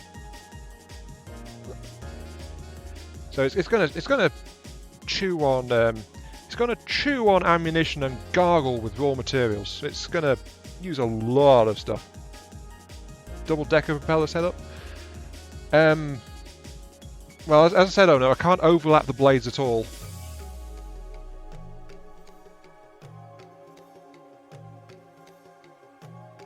I could place steam engines on spin blocks. That would save on space quite a lot. That is a good tip, Existence. Thank you. In combat, it would make the system a lot easier to disable, though. It could potentially be used to help steer the craft, but ultimately you have to be careful with it as well. But if as soon as the spin block got hit, the entire steam assembly would just fall off the back of the ship, basically. So that's an issue. Plus I'm going to be building something fairly long as well, so I don't want to use spin block. I want to really, to keep the thing intact as much as I can, I want to build it into the ship itself. Also, I lost track of what I was doing. Steam engines, there we go. Steam. I want reduction gears. 1, 2, 3.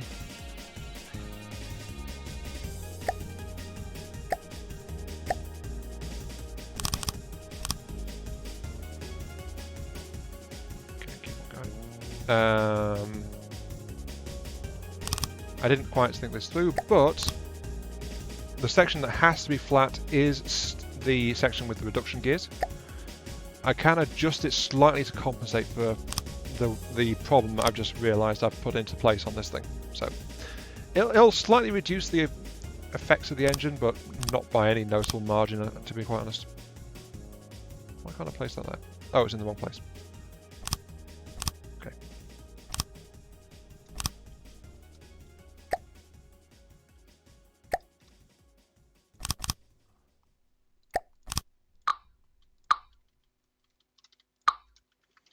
Okay, we need propeller shafts between all of these, because of course we do.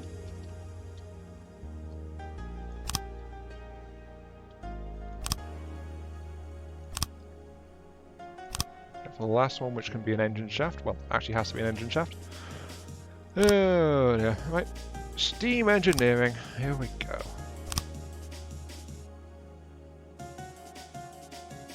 Why the warning shot in the air, Owner? As I said, there can't be any kind of overlap between these big steam propellers and other propellers of any type, as far as I know, because it gets in the way. So these things are even pickier than a normal propeller type. Let's get the engine shafts into place on the back of these. Now, to make a little bit of room, we do need to drop them down slightly, which increases the bulk of the system a little bit, but can't be helped. So we need axis shifting gears, which will be like... let's get the other one. That.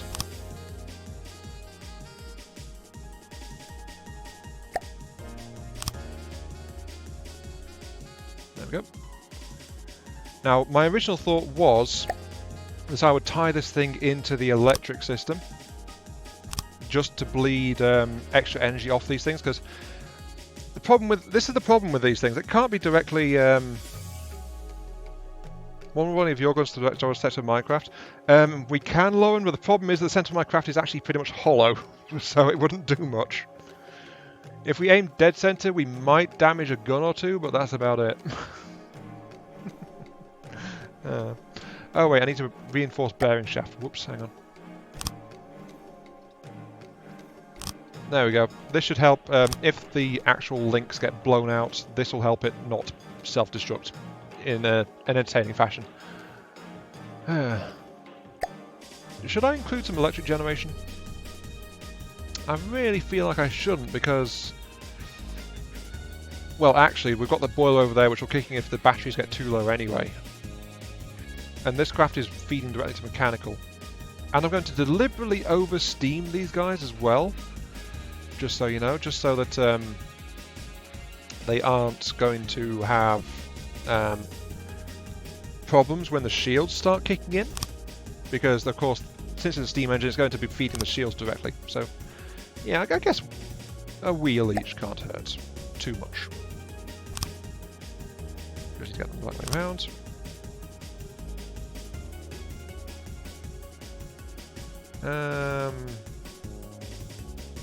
That's going to have to be different, isn't it? Okay, let's get the cranks in next, I suppose.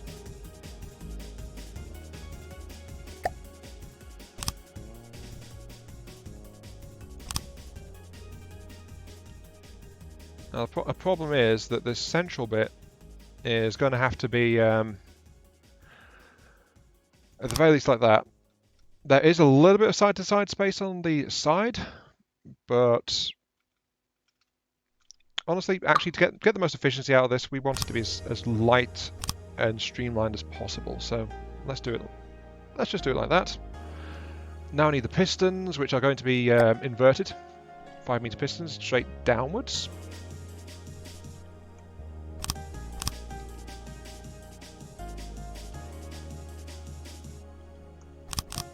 Like so. There is enough space for that. It's going to bulk out the back of the craft slightly, but should be okay. This area is going to be fairly thick, after all. Though we've got that issue where steam pistons don't mirror properly with these guys. So there we go. That's all correct. And then, of course, we need the engines on the back of them. And the generators cables as well. So, engine. It's going to be installed on the back. Like so. And what that leaves is the boilers system. Boiler system. I'm thinking in this gap here, actually, like, this is essentially a second citadel with the amount of heavy armor around the place, so it's a good spot to stash some boilers, I think. And we can hook it up fairly easily as well. Yeah, let's do that. Okay. Let's see, what was it I was figuring? 2... Yeah, that was it. The test system was 2 pistons per thing. And each thing was running on just shy of 30 resources per second. So, to run these 4 props will be like 240, 250 odd resources per second.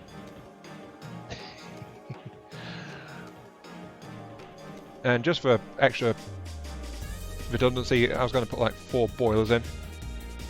Let's do that. Let's get a boiler in here. Resources. Boilers. No, oh wait, no, don't do steam engine. What am I doing? This is the sign I've been streaming a bit too long. I lose track of things more easily if I'm getting towards the end of it. Okay.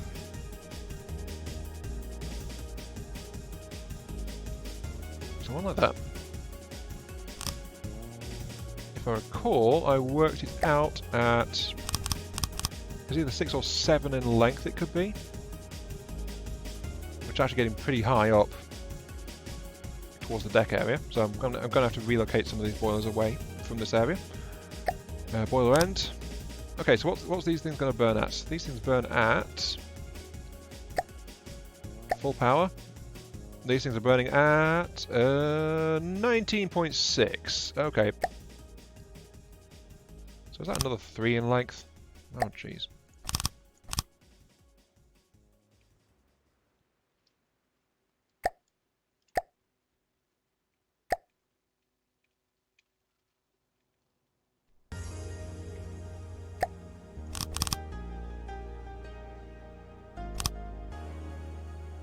There we go.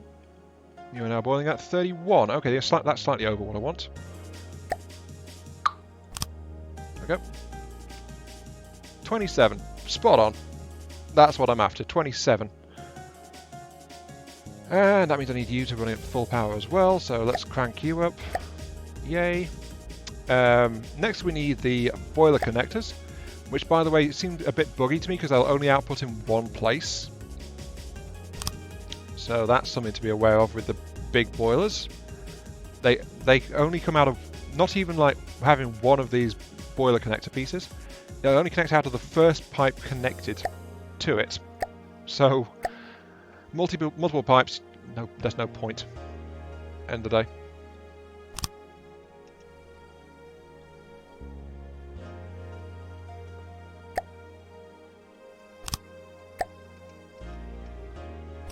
Yep. Let's just start to string it downwards. Beep, And because of its close proximity, I think these two boilers are going to feed into this one here. Now, for even more redundancy, I would... Wait, didn't I say it was at 30 per piston? Let's get one up to speed and see if I was misremembering that one. Might have to tinker with this a bit more off camera, honestly. There we go, that's in place. That is not connected to a gearbox. Did I put the cranks backwards? Yep, I did. Okay. So it immediately broke because of the built-up pressure. But there we go. We've got us two engines now humming away. What's it running at? It is cycling at... rotating at maximum speed of 238. It's not really showing much sign of going faster than that. So that's okay. Is everything connected? You're saying you're not, which means you're backwards. Yes, you are backwards. This is another drawback of working with Steam. It's some of the pieces are very arbitrary on if they're working the right way or not, which I've found quite frustrating, to be quite honest.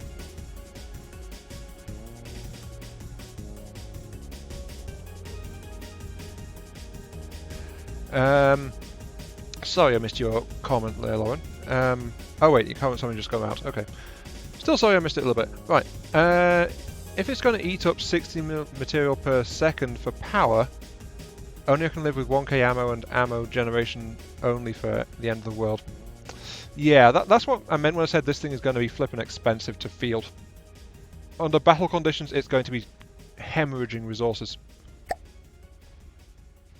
Wait, no, don't. Oh, that's actually... Oh, the force offset. I forgot about that. No, I want drive. Get it up to full drive on these things, which is going to cost like 2,000 power on each of these props if they're running it flat out. But the engine is going to be generating way more than that. So, yeah. These steam engines at the back are going to be the source of power for the shields, and they're going to help a bit with the rest. There we go. Actually, yeah, 60 meters per second in a single one is enough for this thing to spin up to full power. Though, barely. It's kind of close, if I'm honest.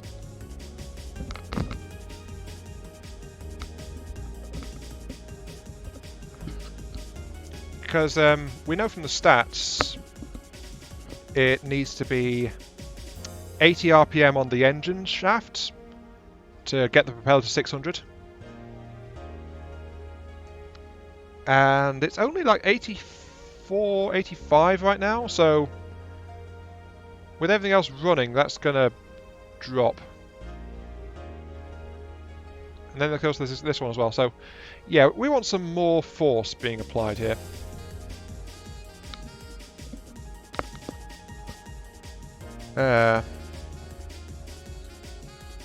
Yeah, okay. So what we're looking at right now, these things are running at 27 each. Let's boost and reinforce these things just a bit further. Let's target 40 instead, just to be sure.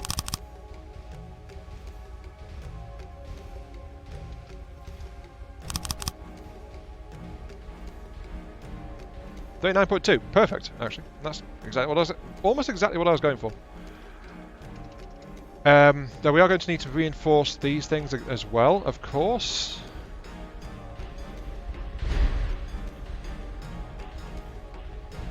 $67, but that's because I emptied the things out.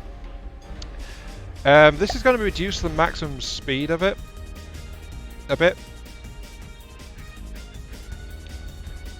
But I really want to reinforce these things a little bit further. Actually, will it work here? Let's try it and find out. It does work, but it looks rubbish.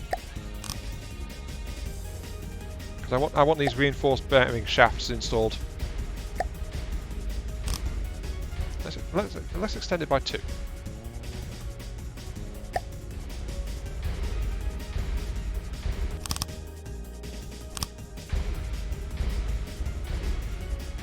There we go. That'll have a noticeable effect on it, but it will keep it safer. Notice that the max rotation speed has gone up from 2. What was it? Oh, these guys aren't connected properly. Whoops. Need to sort that out. 240 has increased to 262. What have you missed, owner? You missed me installing some steam power. I'm currently figuring where to put the other 2 boilers for this.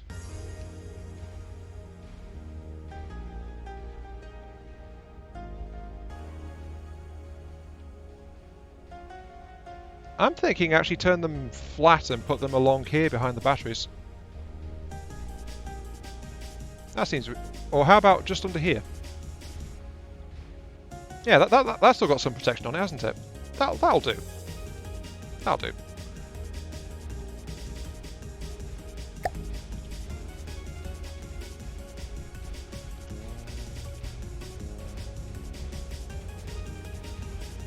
So I can install it as far forward as like here, actually. I'll do it one back so there's a little bit of a gap at least, but hey. Then 10 length and end it so I can work out what its power output is. You are running at 43, so a little bit further.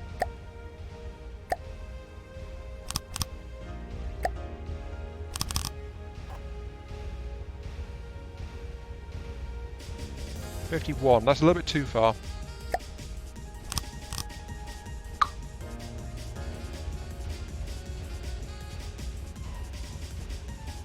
$47. Wait, weren't the other ones doing something else? Let's check. 39. Oh, whoops! I was going for the wrong target. Lovely.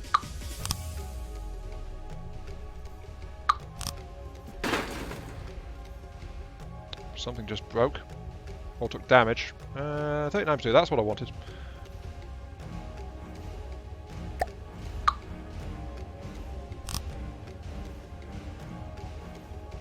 Okay, so what overloaded?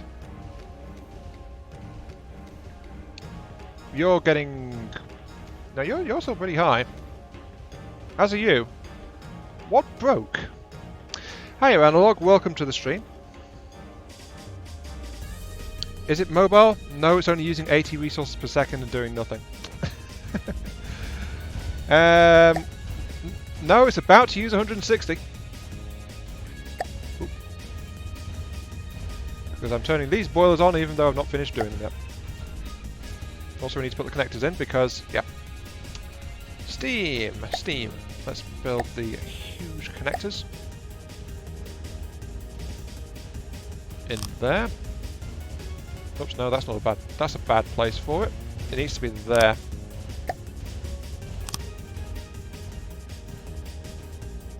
Wait, no it doesn't. It's coming out the other side. Whoops. Oh wait, no. What am I doing? Okay, we need bearing shafts. Oi, don't do that.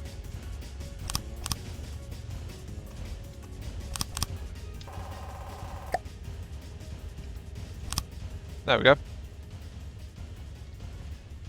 Oof. Hello RMM Inc. Welcome to the stream. Not see you around in a while. Yeah. I think part of the problem with this stream is that I went on early, isn't it? So it's a bit early compared to when I usually do one. Whoops. You didn't see me do nothing there. Not at all.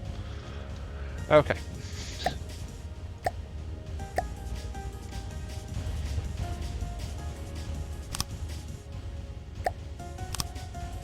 Let's go ahead and bring it up here.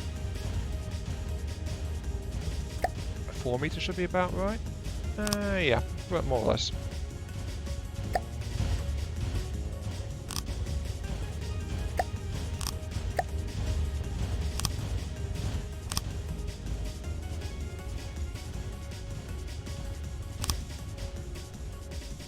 Oh yeah, look at that steam vent.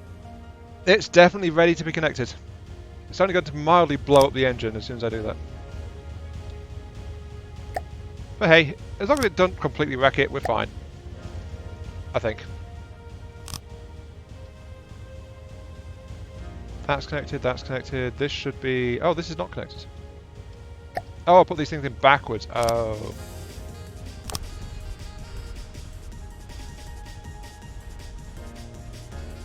And of course we still want those generator links as well.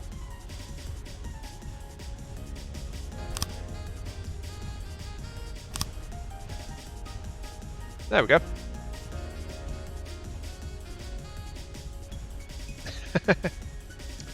Yeah, because I'd already installed the bearing shafts, the engine didn't go boom as soon as I connected everything.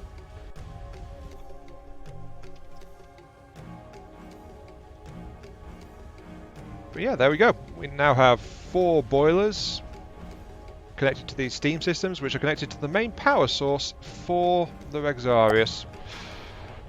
Let's just spin these propellers up to speed as well, and then we'll dump it in the water and we'll see what happens. Because why not? And for anyone that missed it, these ones are already at full power in the back here. So we're going to find out if the Rexarius is able to do a backflip or not, ultimately. I think that's going to be the main thing to take away from this one, isn't it?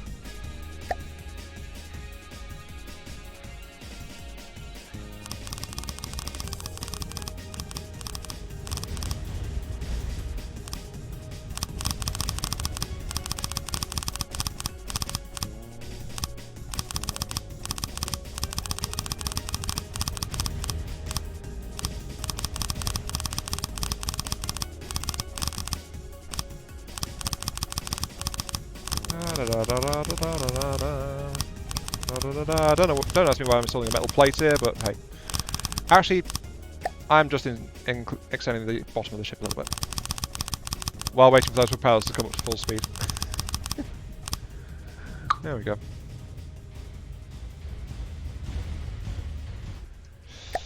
Yeah, that's what should be taught in the Matrix. How to do bullet time. Very useful skill, that. It would be quite nice to know it in real life.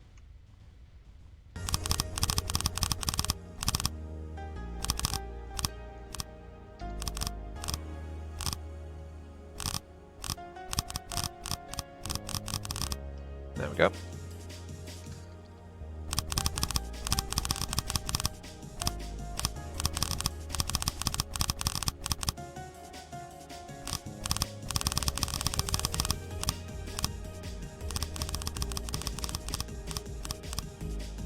There we go, one big flat metal plate. Okay. How am I supposed to armour it? It's a bit wide, yeah, because of me deciding to go 3 props instead of 4. So that is actually a bit of an issue. But we can't get an idea of how fast it's going to be right now because it doesn't float yet. It's not going to be stable. But this thing is going to have at least like 3 meters of armour around it, plus shielding. So yeah, the weakest point is just these outer pistons here on the outer propellers. Beyond that, it's a bit safer. But yeah, let's see what happens when we drop it in the water. Because for science, we must.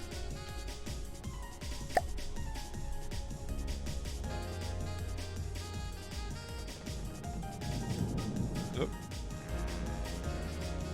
It's sinking, of course, but it's doing its best to set sail as well. Remember, it's completely submerged right now, so it's what is it doing? Okay.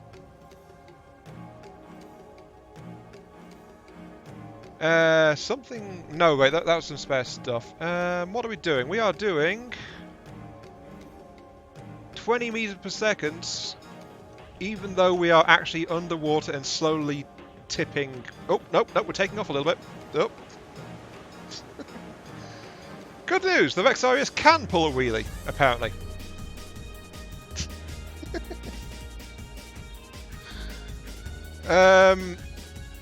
Yeah, that does look like a submarine emerging, and that is not a submarine I would want emerging close to my ships, to be quite honest. Oh dear. Off it goes. And without the weight in the water for drag, it is actually starting to flip over backwards now. Very slowly but surely. We are doing 37 meters per second now while it's doing this, though. It's almost vertical.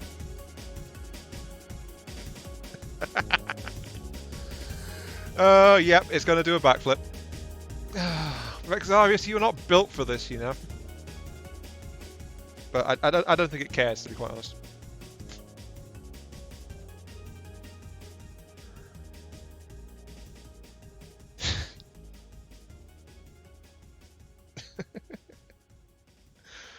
Oh, I think it's listing to one side a little bit. Nope. Nope, still going.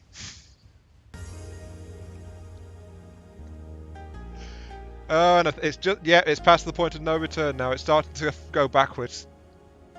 Oh dear.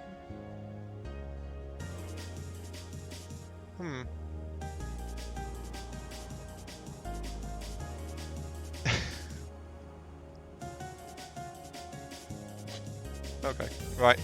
Really quickly, control, PID. Give me your interface, please. I want you to control pitch, propulsion, pitch, power, 1, air, jets, huge jet, mirror. Can we correct it in time?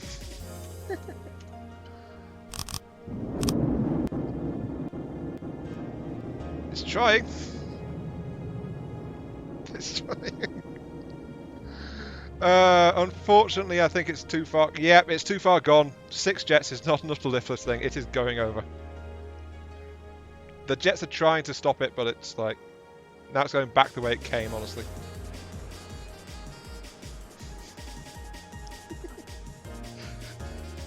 Would you like to see a warship like this coming towards you? I don't think I would, quite honestly. Maybe the Rexarius has a future as a thruster craft. If I can just work enough thrust into to get it airborne, it would be it would give the Irie a good run for its money. And yeah, now it's got drag going on. It's yeah.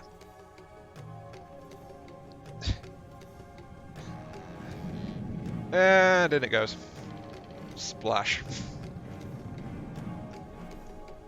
Mind you, from this part, it looks like it's actually more or less complete. From this direction, and oh, down it goes again. I'm going to catch it before it hits the bottom, though. Okay.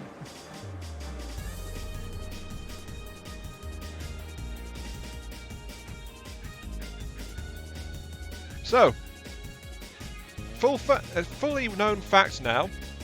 If it doesn't get enough stability support, the Rexarius can very happily do backflips. And it's immediately sinking again. Oh dear. But I want to see what happens when its nose gets above the surface.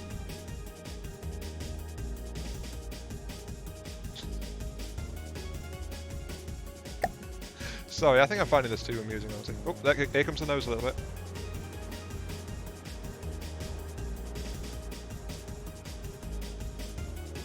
There's the thrusters.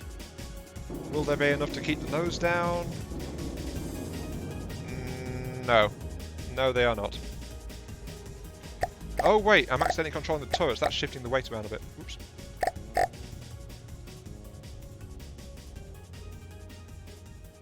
But yeah, the thrusters are not enough though.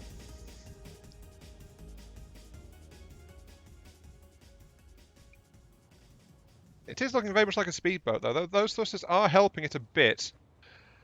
But I think if I want this thing to be stable, I'm going to have to adjust the directive force of those rear propellers just a tad.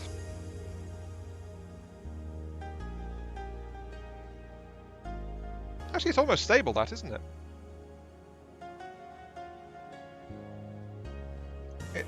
Yeah, it's stabilised. It's stable. It's... Oh wow, it's running at over 50 meters per second. Oh dear. Oh, it's going straight for an island as well. Oh, this isn't going to be good. Oh, no, it's going into the water again. Rexarius, what are you doing?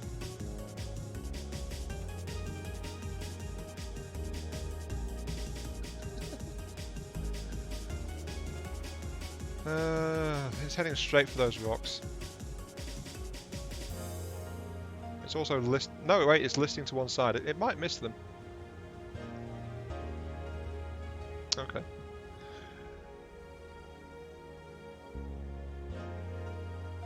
Yeah, it's completely unstable, but it is amusing, and it's showing some good speed potential as well, which I think makes it worth it to me to have those big steam engines in the back of it. Along with the fact it can do a wheelie. And yeah, it's missed those rocks. It's going sideways because it's got no roll stability at all. Off it goes. Okay.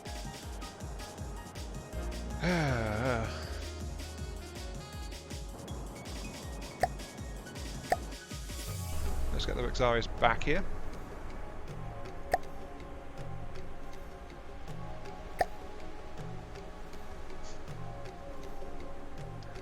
Okay, so what was it?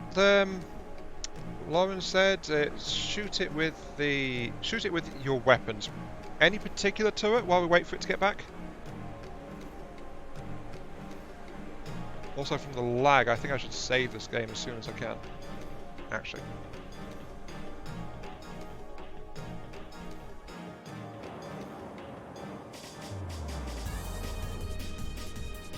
Just not happy about something.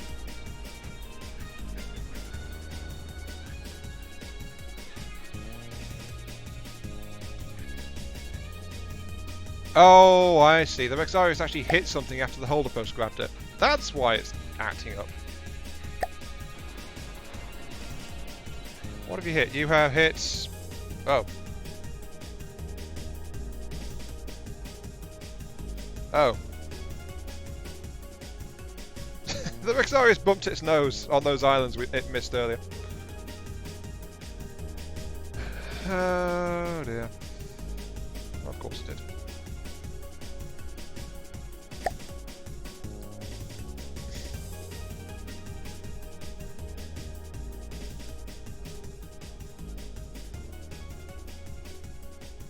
I'm just hoping the game doesn't crash before I get a chance to save this, honestly, because that would suck.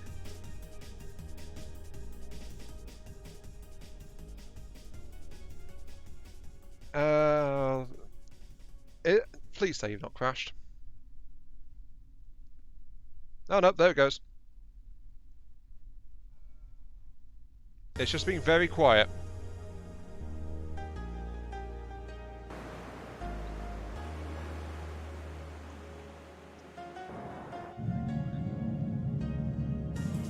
Receiving. But hey, for Rexarius, top clocked speed 65 meters per second. Moving now. Moving now. If it can actually do anything close to that in the water, I will be very happy with it.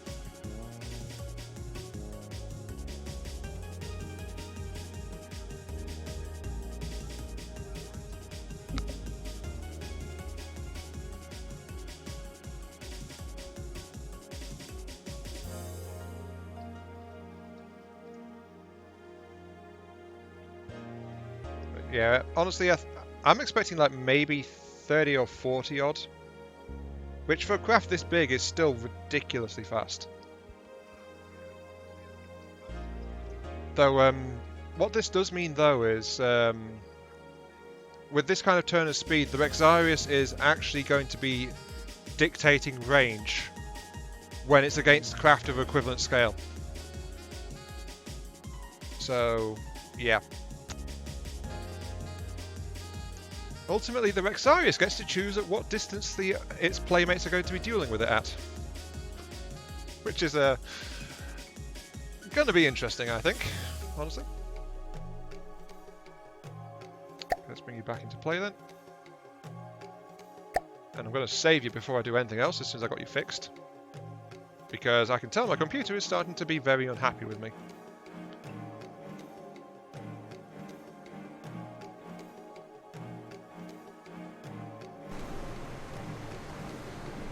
Let's look at the damage on the nose as well. Oh yeah, it bruised its chin good and proper. That collision with the island just like, yeah.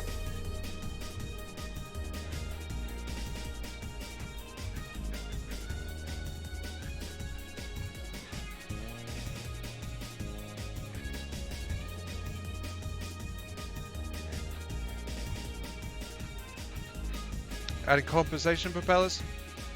Yeah, oh no, it's going to need, well, it's going to get stability and things like that as well.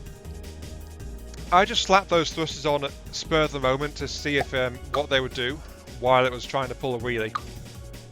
And the result was it was doing over 50 meters per second as it was leveling itself back out again. And then it hit the water and slowed down. So, yeah, the jets were actually too much for it to actually stay upright once most of its body got out of the water. But without the jets at all, it just did a backflip, so yay, I suppose.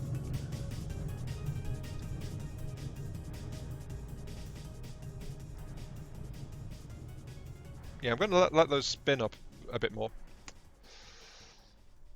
I'm going to save the Rexarius now, as I said, just because I didn't like some of the chugging my computer was doing.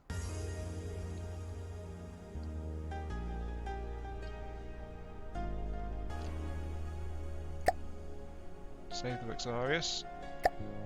This is version 6 officially now, I think.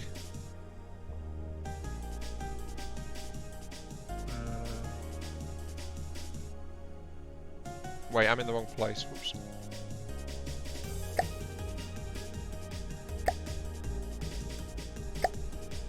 Yeah, that was in my viewing folder. Okay. Rexarius, version 15 actually. Is that correct? Yes, it's got the underslung bit, it's got the platform beneath it, stretching along the entire length. It's got the rear guns. That is the correct version at just over 1,010,000 resources in cost. So the structural budget has like another 300,000-ish left in it for the rest of the hull. So that's good.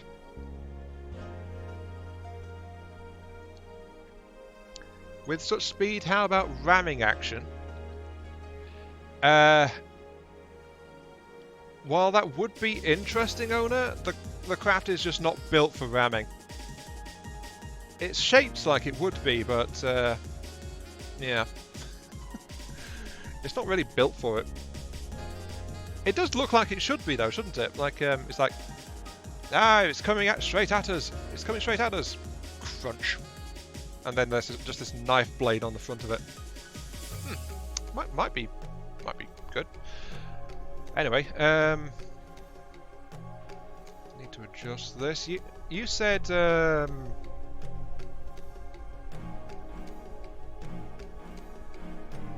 shoot it in the best place you can, but whereabouts do you want me to shoot it at though? Ah, here we go. I hope there was a control system somewhere. Yeah, which turret do you want me to use? Yeah, no worries, Owner.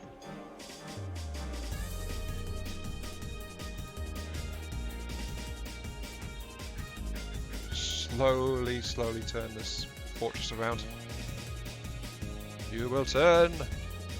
You will turn. And now the red text has appeared saying, "You are in degraded mode, you idiot." Yes. I think my computer's had enough as well. Honestly. It doesn't like what's going on at all. Which is why, I don't know who's aware of this.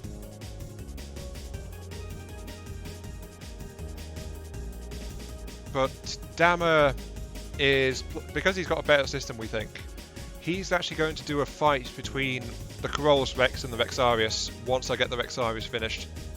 Just so we see how things go with it and we explore what these two craft are going to do to each other. So the Rexarius, inspired by the Corollas Rex, is going to be facing its inspiration in open combat. And we'll see what happens.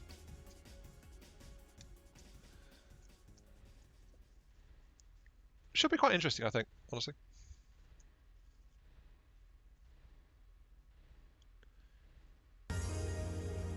Five mains shooting 4 same shells, 5 secondary shooting 2 same shells. So they're all together. So you want? Do you mean you want me to fire a full barrage, Lauren? Is that what you're saying? I think that's about right. So, yeah, we're facing the Rexarius head on at short range. There we go.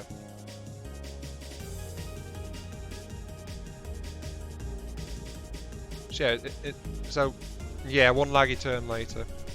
Okay. So, most heavily armoured section of the hull. Well, when you said dead centre, then, as you can see, that would have meant a shot somewhere around this area here. And there's not a lot there. So most heavily armoured. I think that's this area here, actually. At this angle. So yeah, it would be a barrage into the side armour here. No, here, sorry.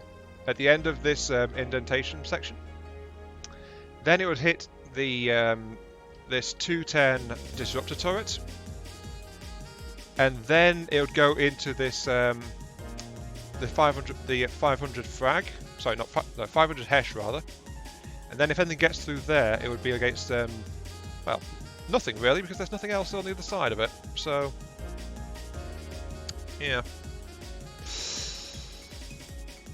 So I think that's the most heavily armoured spot we have access to at the moment. If we go that way, towards the back of it, then we've just got some turrets, but multiple layers of heavy armour, single layer, and that's about it. So, yeah, I think that's the toughest spot on the craft at the moment. That bit over there. So let's get the rescue up.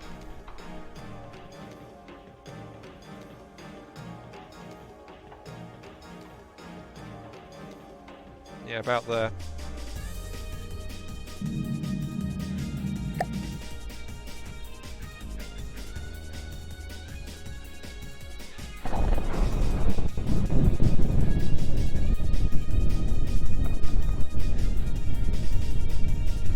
Oh wait, because Rexarius isn't hostile, it's going to scatter. Okay, we'll see what this one does and...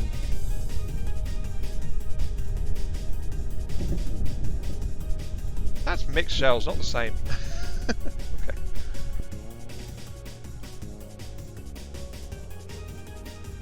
Let's see, one of the lighter disruptors bounced.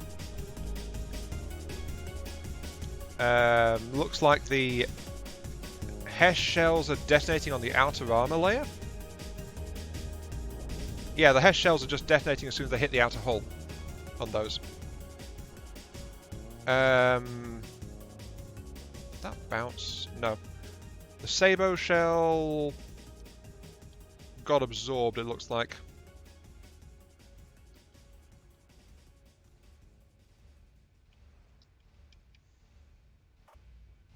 Except for this one at the frontier, which just like only had like 2 meters of metal to get through, and then it's gone straight into the cruise missile rack. But that's oh god, no! It's happening again. One of them torched off the ammo magazine. Oh god. Well, this will take a while.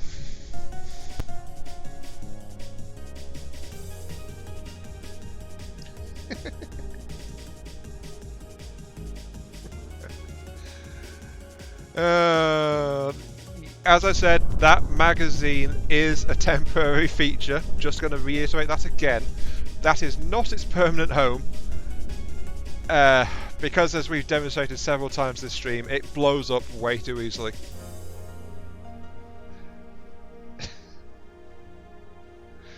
And by the way, remember, this is with big explosion slowdown turned off.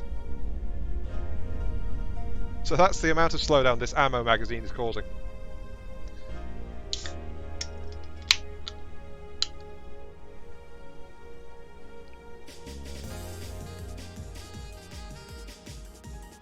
Yeah. I mentioned this before you joined me, actually. I think so. That magazine has given me a rough idea of how much ammo I'm going to try and put into this thing. But it's going to be split between 2-3 other locations at a minimum. So that magazine at the front there is purely for weapon testing purposes. Yeah, I'm going to pull out and play again. Though you can see from the number of blocks, though, that explosion has caused 93% damage and climbing. So, yeah.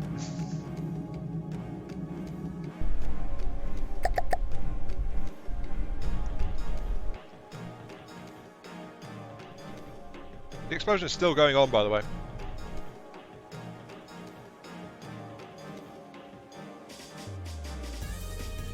Oh wait, no, aren't we at...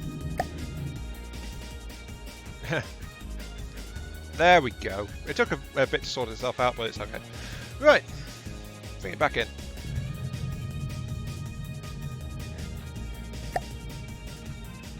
And then we're going to turn it hostile so we can properly target. Yeah, but even when I clicked it up to full speed, Lauren, I realised it was a 0.1, so that's why I changed it. But even then, it wasn't moving quickly at all until the explosion was gone. But yeah, this magazine is a massive liability where it is now.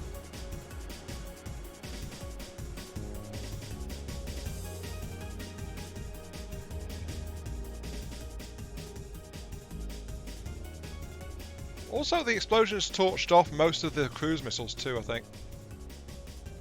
Yeah. Yeah, the explosion knocked out most of the cruise missile launcher.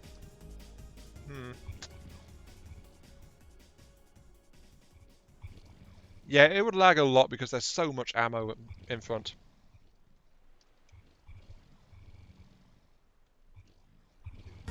I mean, just look at this massive block of ammo that's at the front here. Enough for testing purposes, definitely, but overkill in most circumstances.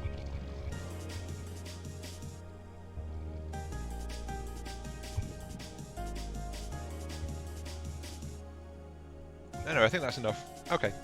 Right. Rexarius, you need a small addition. No, I don't want to build on that. I want to build on the Rexarius, please. Thank you. Build. Right. AI. I think it was. Enemy simulator. There it is.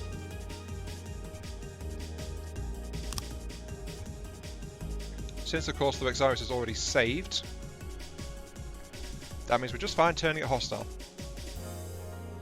Also turn off automatic fire because we don't want that. Rexarius, you are the enemy! Oh god, a massive enemy half-built dreadnought has appeared! I didn't know you installed a mirror instead of deck armor. Oh, you mean the black? I think that's something to do with how FTD does shadows. It's not actually that if we... Oh, we can't. Yeah, I think it's just something about how FTD does shadows, because that's actually reinforced wood. All that. So yeah, it's just reinforced wood. It's just for some reason it doesn't process it properly. So it's... Yeah, looks like that. Okay, anyway, specific targeting this time. Shells in the right place. All locked. 0.1 speed. Oops. Where am I? Yeah. I want to be shooting at this point about here.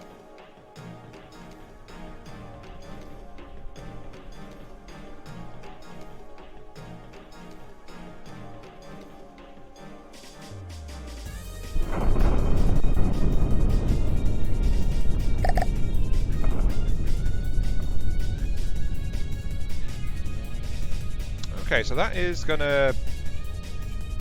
It's all gonna focus just in here, and then it's gonna start hitting this part of this turret here, and then it'll pepper the central turret head on. And then anything that gets through will be scattering out the other side of the craft. So we'll see how well this punches through. We already know that the Hesh armor is going to be somewhat removed. Actually. Hey, Lauren, might I suggest you actually slow down your Hesh shells ever so slightly? I think that might be useful.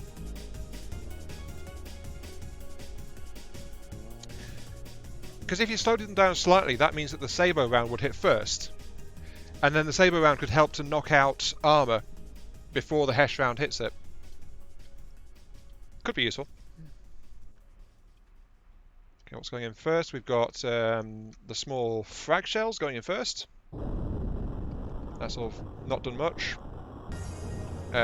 Disruptor didn't do much either, but now we've got some of the heavier stuff hitting as well.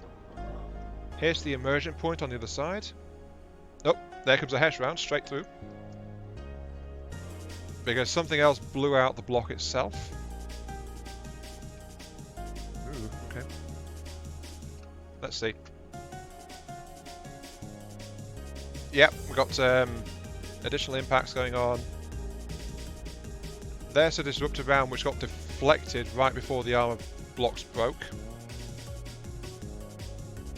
the armor blocks are just like going, we're out of here, good luck, basically. Hesh shells have knocked out the heavy armor reinforcements. Oh, this Saber's going straight into the cannon mechanism, so it's already breached the... Well, the turret doesn't have very much armor on itself anyway, but yeah.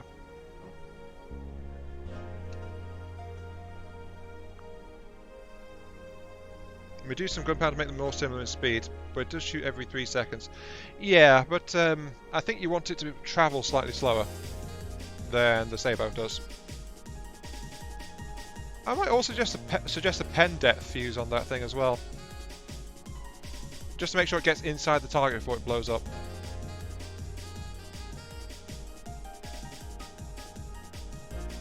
Okay, a couple of shells are knocking past that.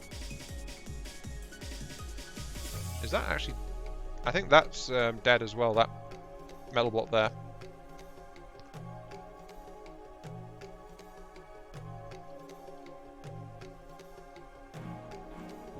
There's another disruptor shell going wild. Oh dear. Yeah, that disruptor shell is completely gone. Got explosions going off somewhere.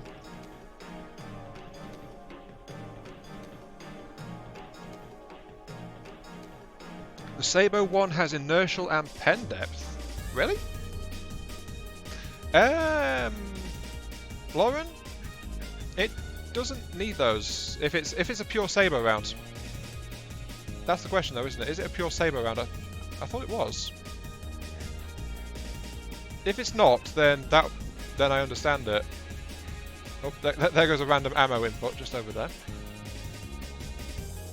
Yeah, I think the turrets have been touched off a little bit.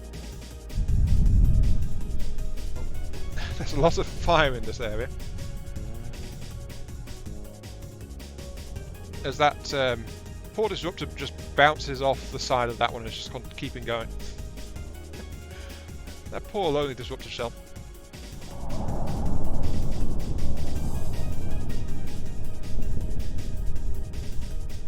There's no exterior signs really that the 500 got hit. But something is going off down there.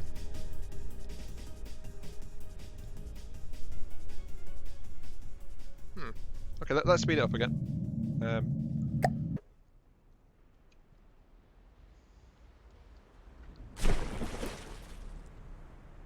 Oh, yeah, there's some kind of explosions going on.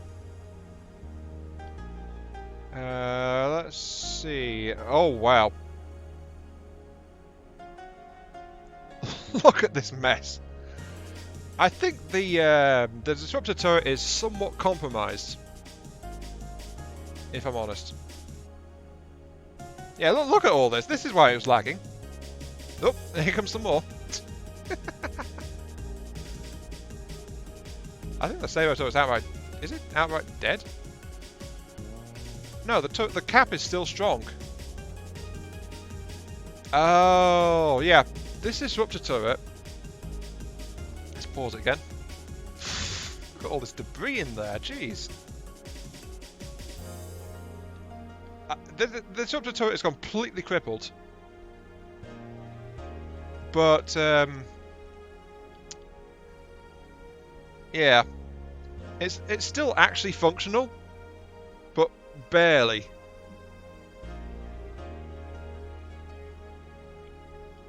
Yeah. Didn't I install side-mounted ammo inputs on this one?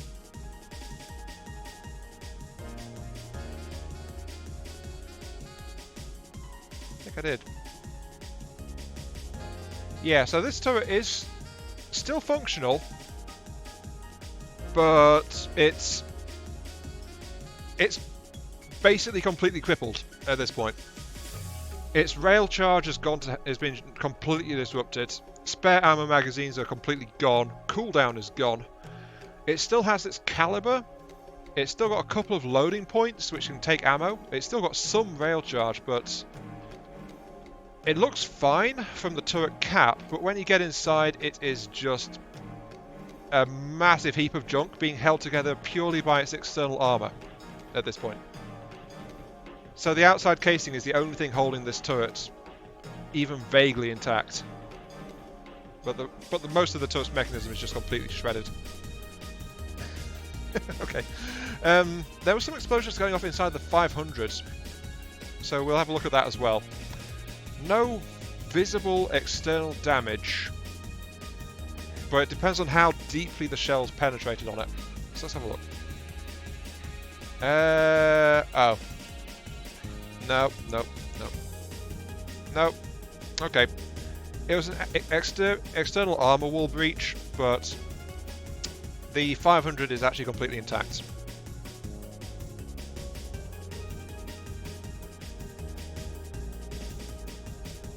So that was a full salvo of your turret deck there, Lauren. If they hit pinpoint like that at close range, they can shred what there is of the outer armor at the moment, without a doubt.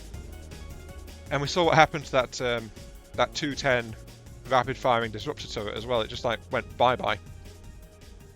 So pause it. So that was actually quite interesting. I like doing that.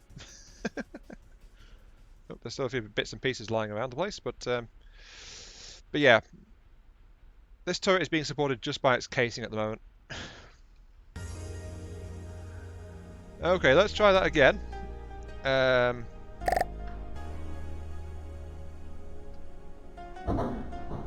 This time we'll ventilate up there, I think.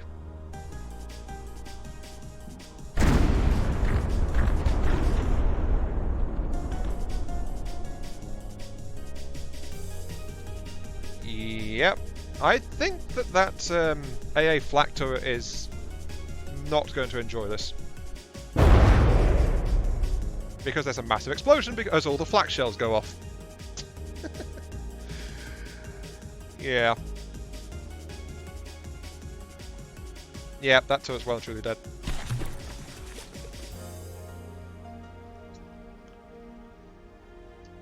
It'd be a tragedy if my bridge was actually up there, but it's not, so eh. Yeah, turret's completely gutted. Mind you, I think the flak actually blew out the turret base because it's not got metal. What was with the underside turrets? What do you mean? Sorry, little mean. Which underside turret do you mean? Let's put a salvo straight into the side of one of the 500 and see what that does.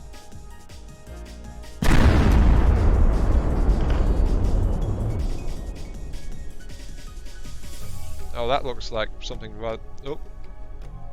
Well, the disruptor shells are doing absolutely nothing. Unless they're my disruptor shells. Wait, no, they're not. No. That turret does not use disruptor shells. But something very nasty is going on in there. Oh, pieces flying everywhere. Look at all those magazines and things just flying in the air. Oh my. Whoa! I think those were the Hesh shells going off.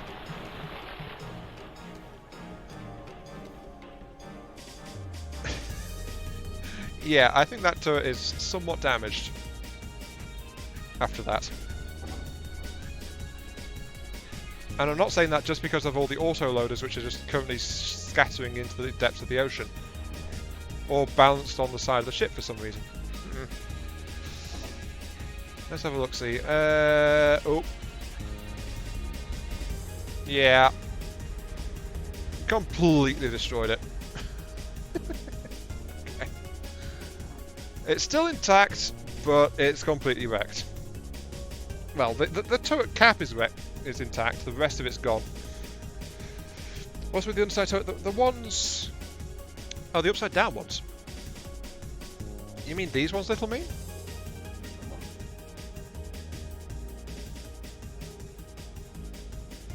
Yeah, is that the one you mean?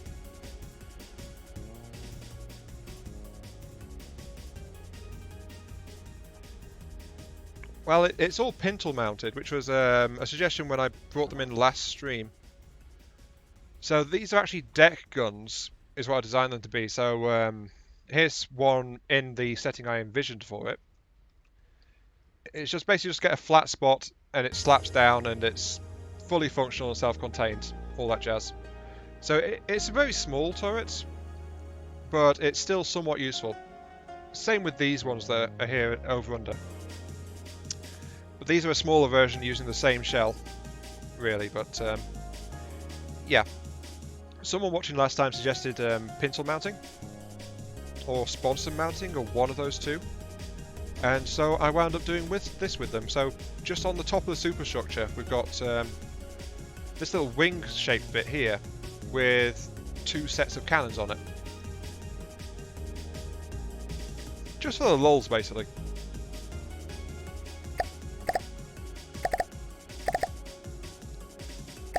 Though I do think some revenge is in order, though. So what I'm going to do is I'm going to turn on the Rexarius now. Since this is the end of the stream, really, so yeah. By turning on the Rexarius test computer, all it has control of are those treble barrel turrets.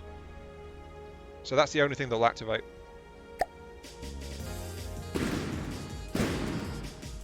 Don't know what they're shooting at, though. What are you guys shooting at, anyway? Something in the... Oh, that's where the ammo is! Okay.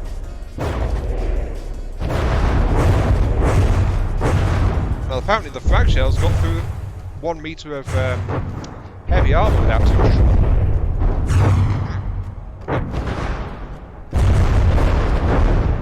Not quite sure how they managed that, to be honest.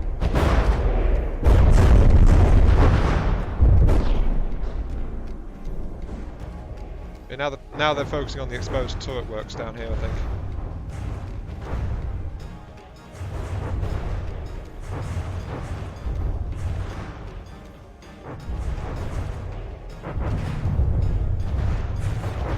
Seriously, what are they shooting at? Down here? Oh, they've torn a hole through it.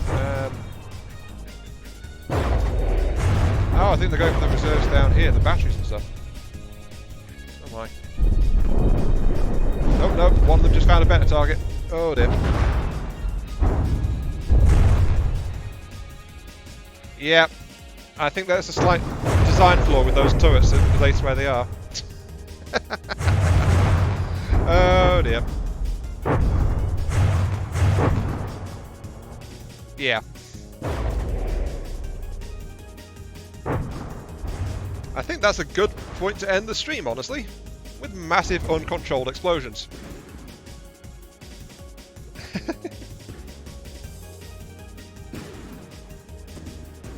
oh, that turret at the front's already dead as well.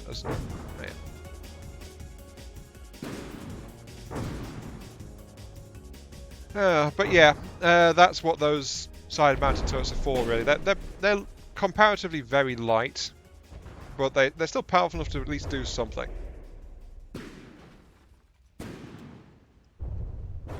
If you ignore their average accuracy and rate of fire, And actually, no, they're more or less average weapons in all respects, so they're actually pretty decent.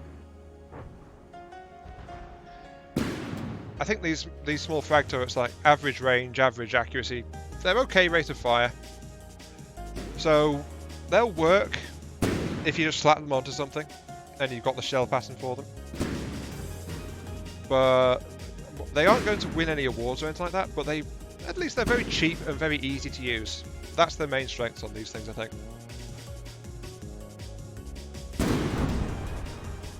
That one on the top there seems to be having a slight issue with clipping. It's not meant to be shooting downwards and things like that, though, to be quite honest.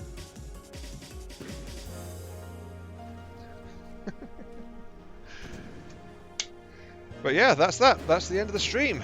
Almost 3.5 hours. I need to give my voice a break. Blimey neck. But yeah, this has been AM3. Thank you all very much for watching. I hope you guys have enjoyed the show and don't mind the side tracks and stuff like that. And I'll catch you all some other time. Yes, indeed.